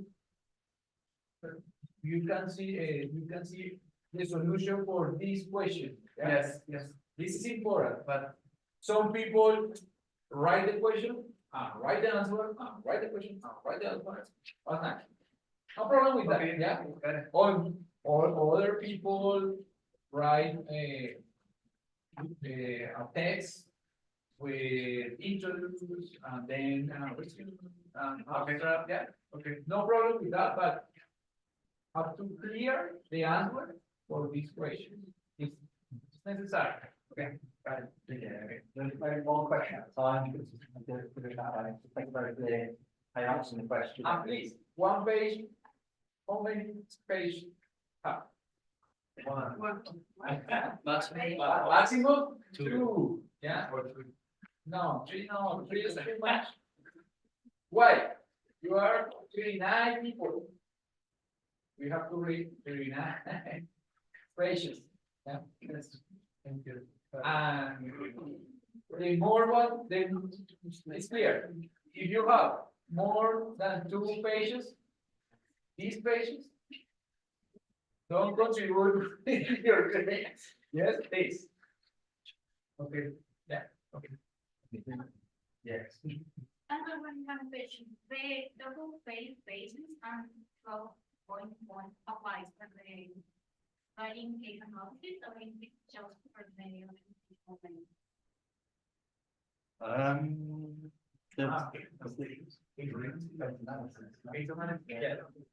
In the syllabus, explain memo. This is the another, this is for the final class. Yeah. Another explanation in the syllabus, explaining the cases. Yeah. I read the written case analysis and it doesn't say any type of font or base. So Okay. my question is if it's applied for both or we can just manage it. Yes, but if you below for down one or Arial 10, it's too small. Yeah. I understand that you want to write a lot, but please, you don't go to text. Yeah, don't go to text. Okay. I know big that you 2 sentences and final. If you write 2 sentences only, your grade is 4 sentences. Okay, so what might be best is, because I'm going to share all the slides anyway, probably tomorrow. So do have a look in a bit more detail at some of these tips, because we're going to run out of time, I think, today to get through this. And please bring maybe some questions for the next class. If you have any, or you can email us as well. It's great if you share the next class, everyone can benefit from the questions. I think we have time, I think, to come on to the peer seminars next week. I can talk in more detail about them because they're starting to week 5. So I'll leave you to kind of read this in your kind of free time. Tomorrow it's all in the syllabus as well, but I think I'll present this next week. And tips and so on, and similar for the final organisation memo. We can come to this later. It's not due till the end of the course. Okay, so unless there's any more questions right now, I think we'll go on to this case. So if you kind of have a look at it quickly, and I wanted to just discuss this quickly in your, if you're not in your group, so maybe just with your neighbour, so it doesn't matter for now, but I hope you've read the case, the paradoxical twins. So it's Huo and Shui Electronics, these 2 Chinese electronics manufacturers. And the big question is, in terms of this tender process, Why was it that Shui managed to send 100 prototypes on time while Huo did not? So Shui seems to be better at this particular task. What were the reasons for that? And do you think about what was their approach to the task? How were the two organizations structured? Did that make any difference? Is there any difference in the cultures of the two organizations? What can you identify about how it feels to work in each of those organizations? And what about the task itself? So this kind of task, where you're going to respond to a tender quickly, what kind of task is that? And what type of organization might be better suited to that type of task? That's what I want you to kind of think about, maybe quickly in small groups. Ethan. The main problem that I saw with Hugo was the communication, that the different parts of the design team didn't communicate with each other. But they get communicated with each team, and there was a team that saw a problem for other team.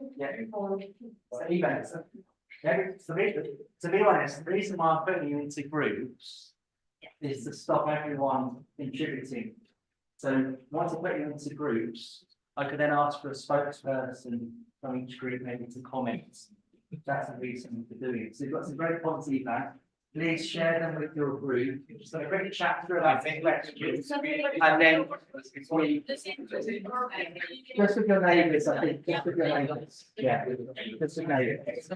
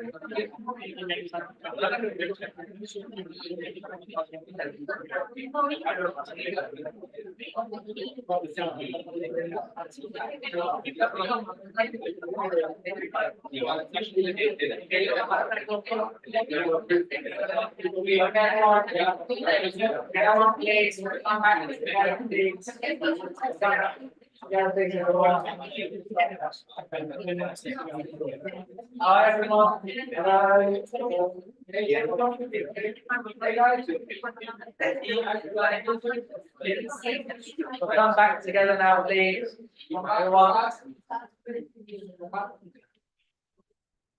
Okay, we're just going to come back together so we can kind of get your reflections and get through this case. So we want to answer this question. We're going to try to do it in quite a structured way. So I wondered if a spokesperson from one of the groups could just explain how did the two organizations approach the task? Were there any differences in how they approached it? How would you characterize their approach? You know, what was the first thing, for example, that the president's future organization did? This was the first hand, so yes, go ahead. Okay, so what we noticed is that like Shui from the beginning all the heads of departments and told them about the project, about the opportunity that they could have. And so like there was a good communication between all of them, and it gave them time to prepare and to organize themselves, like to develop this project. Whereas like in pool, it was completely different because the manager, what he did was to send different emails to the head of departments, and this avoided communication between them.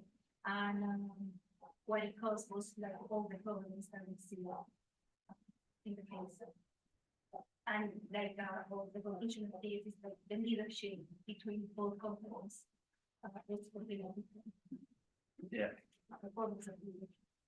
Excellent. So you have some really good points here about the distinction. Shui from the beginning, needs to get his names right, organising interdepartmental meetings. It's a very much kind of cross-functional approach. And then Chang at Huo, initial thing that he did was to actually send emails to individual department heads. It's a very different way of working initially. What do you want to say? I'll come to Jessica first. Yeah, Jessica, what do you want to add to the previous points about the approach? We divide this into, we found that the communication was really different between those companies. And we divide it in specific work streams. First of all, the teamwork was really different between the areas, because in the one that won or accomplished the goal, they help between the areas. If they had some problem, they help between them. Then they have a follow-up meeting, so it was very helpful. The leadership also was different between them, and the soft skills, because in Who's companies, the boss was really angry every time that he got bad news, so that is not going to help to solve the problems. And the second one is regarding the planning. So in the one that failed, if I can say that, the boss put like mandatory jobs or mandatory tasks to their team. And in the second one, was more like a build. They built together ideas. I mean, they had like a one goal, but they built together ideas. Yeah, absolutely. It's very much, I mean, you made a lot of points there, Jessica. There's very much like a difference in the sense of ownership of the problem. I would say that there was a difference in who owned the kind of problem belonged to the president, and then people then had to report back to him through the hierarchy. And I think in Shui, very much there was, and in terms of how the company already worked, there was much more of a sense of shared collective responsibility for solving problems. And I think just quickly, the critical thing, as you said, was that the kind of interdepartmental meeting approach is very valuable for problem solving, because you're bringing to bear different perspectives on the problem, you're bringing together different form of knowledge, for example, in different functions. Okay, I'm gonna come to this corner and then over to Jennifer. Okay, Paula. Yeah, just to add a little bit of what you just said, we talked also about organizational structure. So, I mean, we could see like the chart at the end of the case, they are similar, but actually how it works or it is implemented is completely different, because in Shui, it's more like a horizontal kind of work. Like they all collaborate between departments, while in Huo, it's like really, like you say, it's a hierarchy. So it's the CEO in each department, so they don't communicate with each other, so they couldn't see all the problems in advance in different with Shuo, that they could see what was going on with the different parts and the design and all that. So we also talk about that, like there is like a structure, but how it is implemented, the organizational structure is different. Excellent. So what type of structure is this? What type of structure is it? And a bit more, so how is the expertise divided? What kind of structure do we call that? We have well differentiated expertise organized by different departments. Right. No, you can say an organization has departments or it has different units, functions. And functions. So these are both functional structures. So we talk more, I think in the third part of that organization structure, but this is a very simple function structure. What do you notice about the two structures? What does it say in the case? It's similar. Yeah, they're more or less identical. Yeah. And I think there's something about where these two organizations came from, which explains why they're more or less identical. Where did these organizations come from? Yeah, they're the same. This is why they're the paradoxical twins, because they're from the same parent organization. And I think what Howard has alluded to very well is that we have identical structures here, but we have different systems of management, and that's the difference. So if you have the same structures, maybe it competes an organization, but yet you can have a different system of management or way of working, which will be partly about the culture, I think, as well. And it comes to Jennifer, then Angie. Sorry, Jennifer, then Angie. Okay, Jennifer. Yeah, we agree about the communication. Despite the structure is pretty similar, they work together in a different way. And we thought that it comes first because in SHU, they have like all the departments are communicating, and in who each department works on its own flow, you know, like they work like independently, and in SHU they are working together as a team. And they have also, my perception is in Michael, he trusts in her team. He trusts in his own leaders, while William did that he didn't. Actually, he's in the case like he screams or he yells at some person, and it's clear that this hierarchy, like he's the boss. Actually, so like it's important to have a structure and roles, and the other one is a little bit more like free and modern way. And also, we have a feedback in the SHU structure, and yeah, basically, like this, like really differences that we found. Yeah, excellent distinctions there, and this kind of vertical working through the hierarchy, important up, in relation to very well defined parts in Duo versus much more cross-functional working in SHU. I'm going to come to Angie. So that influence the result was in strategy because in SHU, they started like making prototypes, prove it, and then they started production of that product. This part, in contrast, in most Germany, they start making production and then prove it and find the response, the bad results. What's your background? You I'm trying to find very good to analyze the process, and we can talk a bit more about the task as well. I think we've got a lot of pens here, but some before kind of select amongst those hands. We've said a bit about it already, but does someone want to say specifically how they would characterize the cultures of the two organizations? Yes. I would say like, or I would assume Shui as or Michael as he has social skills than William, and say William he has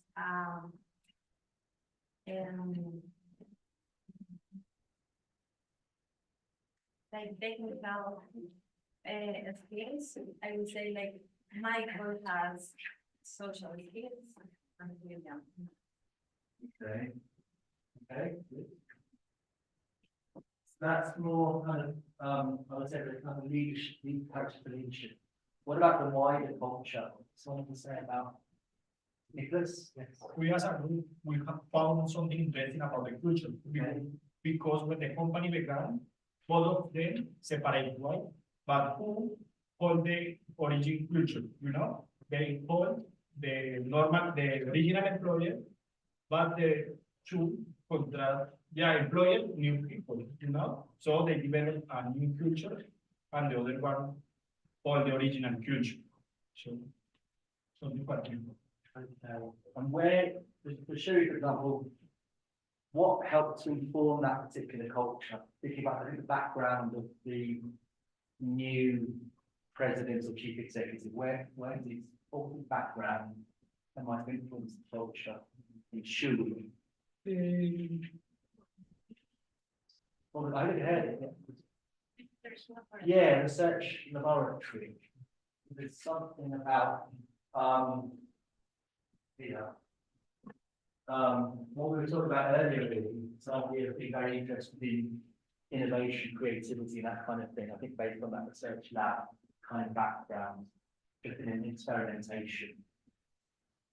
Any further comments on the culture? Jose, did you want to come in?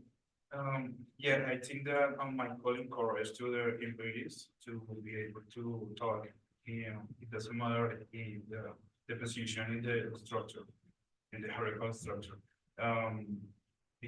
Because in despite when you read the case, you can define that whole is more structure, stiff maybe, and that stiff in the structure doesn't allow to achieve and complete the deadline.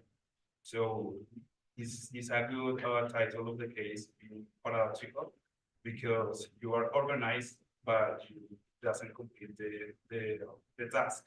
So it's really interesting because beyond communication, it's a situation of culture that makes the difference. Yeah, absolutely. And I think that point's really nice about maybe this more hierarchical, formal culture, very clearly defined roles, responsibilities, in duo, and shooting something much more collegial, much more peer-led, not worrying so much about the hierarchy, but more about what expertise as an individual, wherever I'm in the company, what can they bring to bear on this problem that we need to solve within, let's say 2 weeks. When you come see you, yes. What I think is that looking at the reviews of the people that works inside two companies is like you can really see how is the idea behind the two companies. So for the whole company, like the employees said that is one man band, and that really defines the rigid structure of the president of the company. Instead, for the Shui company, like the new employee said that after the first month, like he has already seen all possible jobs that they were doing inside the company. So that it's you see how flexible and how like integrated is the company. And this is like the main idea. Yeah, excellent. And we've got a lot of kind of integration and flexibility in Shui in particular. And I think that helped to win this initial bid or be first in this initial bid. Does anyone see any downsides to having a very flexible, integrated organization? We can see some upsides, I guess, and bringing together different perspectives, different forms of knowledge. Any downsides?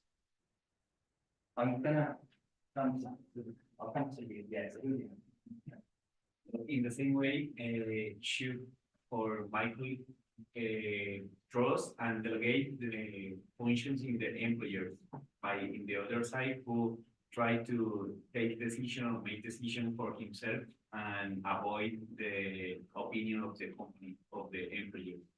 So take decision like build the mobile without the ship, while Michael Shu try to weigh and take in account the comments of her employee. But are there downsides to a flexible, integrated, collaborative organisation? Someone just speak, because I'm not doing the hand. You want to start speaking, someone? Hi. Okay, Sorry. Daniel, okay. Yes, sorry. Because this is like something that happened in my daily work. Well, you have this type of, surely this type of organisation. I work in Huawei that is very chewy, and that's very cool. And now I'm working in Honor, very chewy, and those enterprises were the same enterprise few years ago, and they split. So from my point of view, what is a downside to be very flexible is that you can't build process. And for my point of view, this is something that you are doing great, but for a very short time.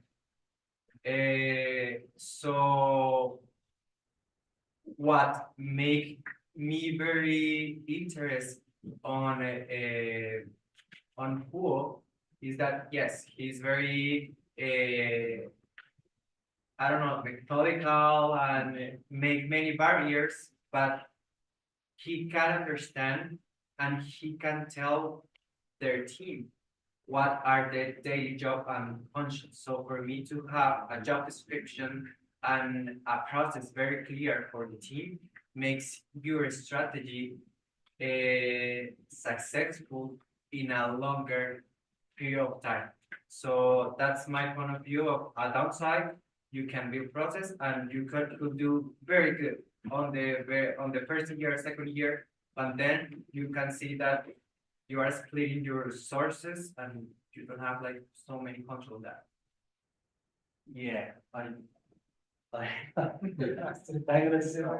so yeah, I think it's a really good point from Daniel, this kind of the importance of formalization. And I think one of the elements, if we go back to, Frederick Taylorism at the turn of the 20th century, one of the kind of key insights is around specialization and people being able to specialize in different elements of tasks, doing it in a repeatable, standardized way. As long as those tasks can be broken down, they're quite routine tasks. You specialize in and divide the labor around them, you can actually save money. You can do tasks more quickly, which is more efficient, and then you can save money. And potentially lots of meetings, lots of discussion about every single issue, lots of people in these meetings, that all is kind of time and money. And is it necessary all the time to be working in that way? Ivan, you've had your hand up constantly for about 5 minutes. So because I can tell this that local culture can take its pride in different phases of the engineering industry. I mean, the Shui culture is good to the design phase, but when you get to the production line phase, it's better to have a structure like Daniel said. If you're gonna make a design, you're gonna look for Shui. But if you're gonna get a project phase, you're gonna look for food. excellent. So it kind of depends on the task that you need to be good at, that the organisation that you'll build. Definitely. So the downsides would be not only about the reward and the time spent on repeating the same message over and over, but would also have an impact on the culture and the people, because people can feel exhausted about repeating the same message track over and over instead of having it on writing in a written document. Yeah, there's a lot of kind of pressure on the human social dimension, which seems a bit unnecessary at times when things could be more standardized. Quickly take this intervention and I'm going to ask another question. Actually, I don't know what's the answer for who won or not, but what I can see about the case is that won want the opportunity. Well, for the first part, that is just like, we miss the opportunity. What I can say about this is that both of the teams succeed in the prototypes and before the 10, 100, that we had to do the dates that we have to. So when I have to ask when you're looking for work, and then that's like it's what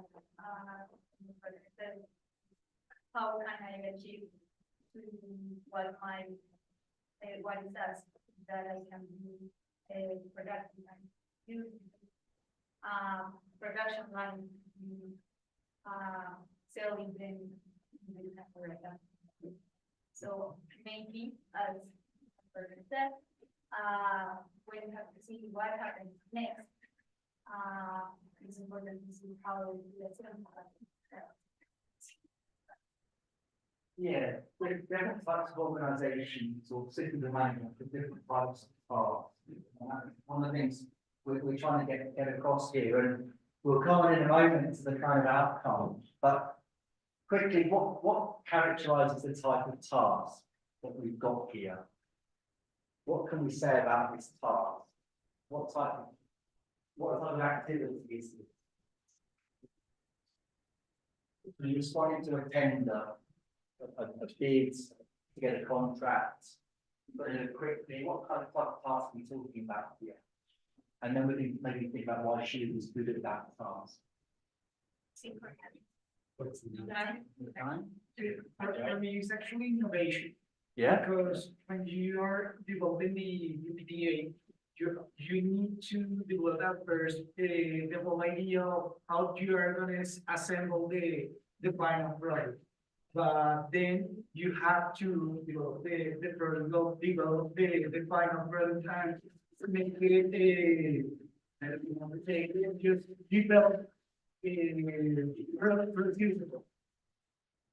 Yeah, we're talking about innovation. We're talking about not new product development, but new component development. So it's either MVP, it's a non-routine task, fraught with difficulties, so lots of errors needed to be solved along the way. So non-routine, complex tasks under time pressure.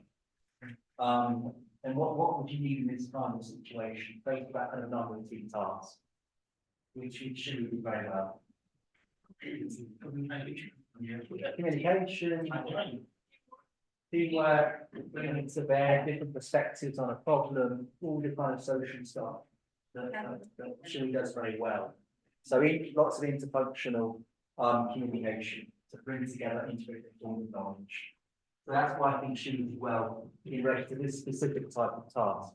And we'll come to the outcome, which is that for Duo, 10 of their final prototypes were effective.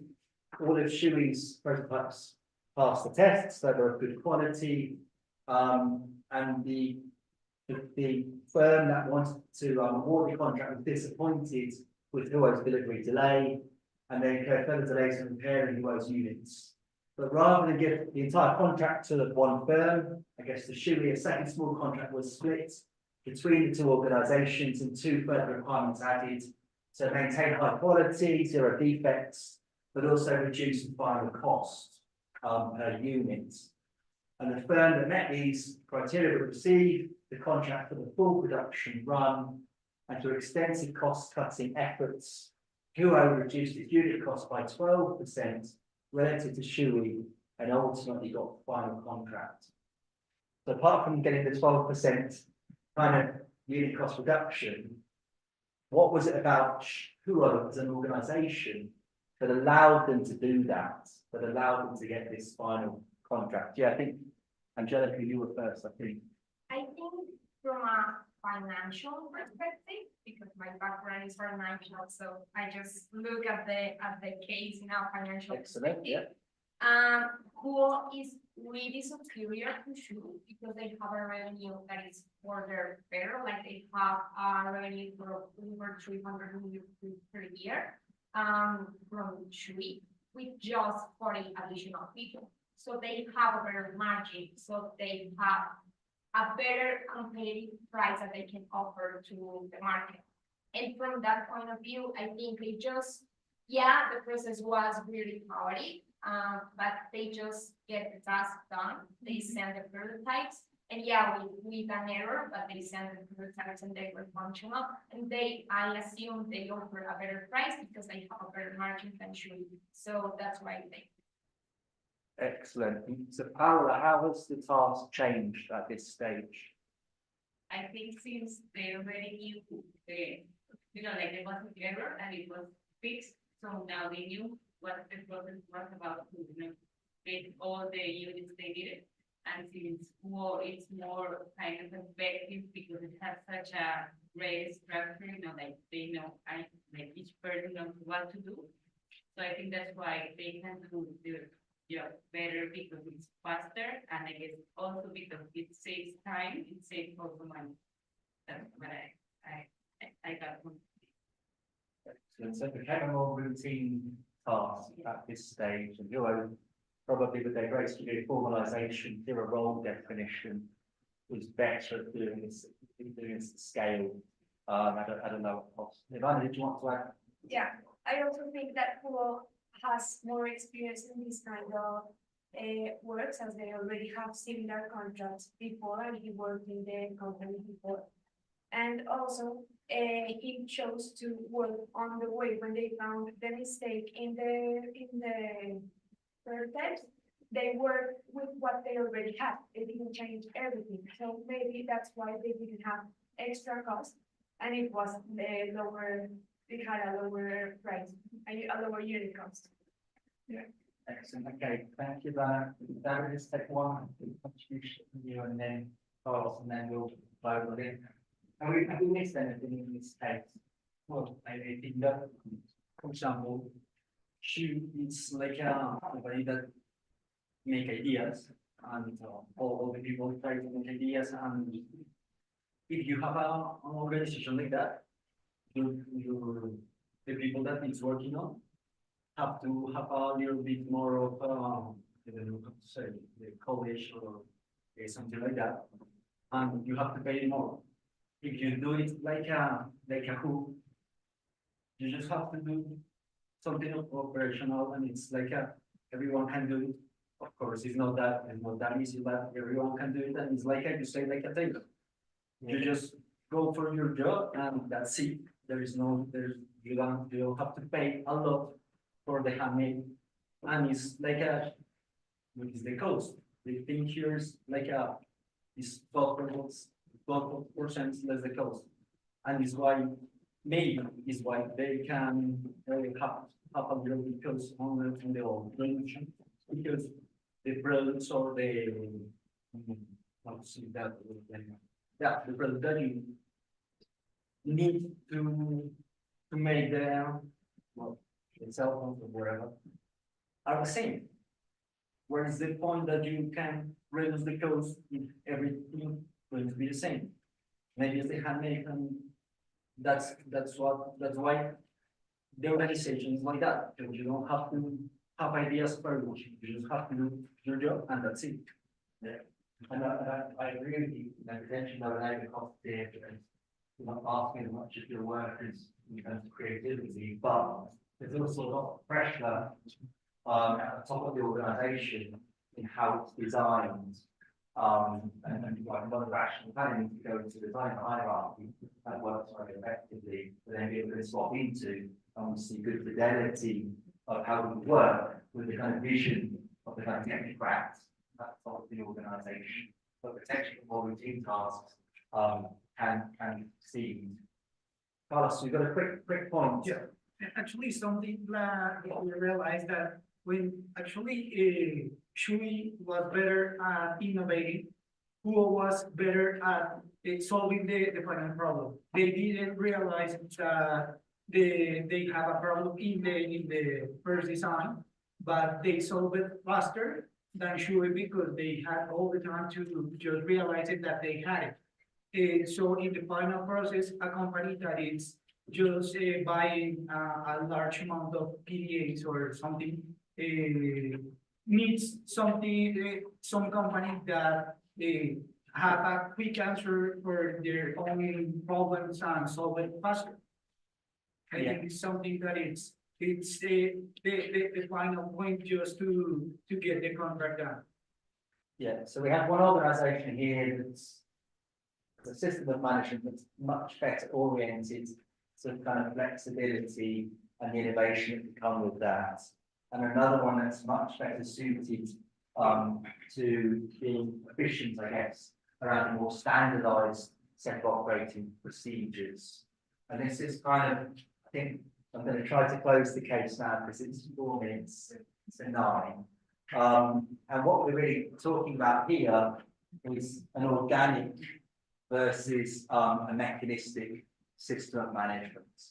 So which organisation is more organic? Surely. And who is much more kind of mechanistic? Who is much more mechanistic? And I think the type of organisation you want to kind of design and think about is depends on these kind of different dimensions. So the environment, is it stable or dynamic? You might think about what organisation is appropriate for that. It's obviously a stable environment. Mechanistic organisation works much better because it's not having to adapt the whole time. The task, so we can say routine or non-routine, or repetitive or emergent. The goal, is it about efficiency or is it about flexibility and innovation? Knowledge, is it okay to clearly differentiate the knowledge into different departments, or is it really through integration? And authority, it can be centralised, which is okay if you're considering efficiency, or more dispersed. So drawing on expertise at different levels of the organisation. You want people's ideas, you want to have autonomy and so on. So this is just a few different dimensions to think about. And you can have a reading later if you want. But we just try to emphasise today different systems of management approach for different types of tasks and different types of environments. I'm not going to cover this today. I'm just going to come on to the learning point. So the first thing I think I want to emphasise for the entire course is that you have an extra job title. So this comes back to the aims of the course at the beginning. So do think about the wider organisation around you and how you might start to influence that. Why is your organisation structured as it is? Why do the particular culture that you do? So you look at a job title, I think it's to be a director of systems of management or organisation design. Do think about that additional role in your own organisations. And what we're trying to show as well is there's no such thing as optimal or good design. It's contingent on the situation. It needs to be appropriate for the particular conditions that the organisation is facing. There's not one best fit design for all situations. It basically depends. And this is what's called contingency theory. It's contingent on the conditions that the organisation is facing. So what's the weather that the organisation is facing? Systems of management also affect your workforce. It's not always that one is better than the other. There can be consequences for the workforce. There's potentially chronic anxiety, quite organic roles. Some people like to have a bit of direction as well, some rules to follow, some organisation memory can be helpful. So some organisation is useful. So do think about the way that you direct people through your management system. How does that affect how they feel at work? And how can you deal with that? So you think about the workforce implications. And then finally, organisation structure is quite hard to change. And it won't change quickly. So in a 2-week response to a tender, there's no way that Huo or Shu is going to start working in a different way.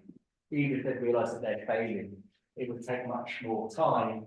And I think that's why Shu was bringing in some consultants who had probably then helped them with quite a long period of organisational change work around perhaps separating out some of the kind of more creative design work that they do from maybe some more work on efficiency in their operations. So they get better at both. But because culture and structure are very embedded in organisations, and organisations are made to last, that's one of the key characteristics of them, they can't be changed overnight. So when we look later at change, it can take quite a long time to get an organisation to work in a new way. because they need to come out of their existing habits and ways of working and move in a new direction. So I think we'll leave it there for today. Those are the kind of main points I wanted to get across. Very much an introductory lecture today. We'll come on to the case of a software design company next week, the Harvard case. So we'll look in more detail about how they're structured. And we'll all meet on Zoom actually next week. So we'll be in touch with the meeting due course.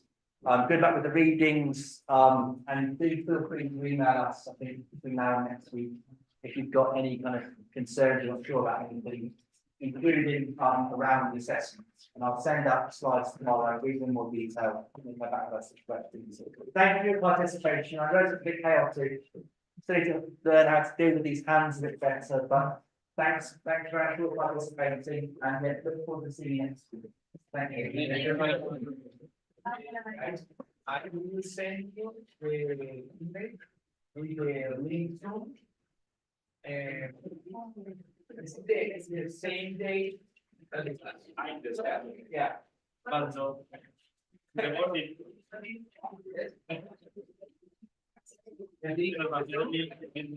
will send you the same day. Okay.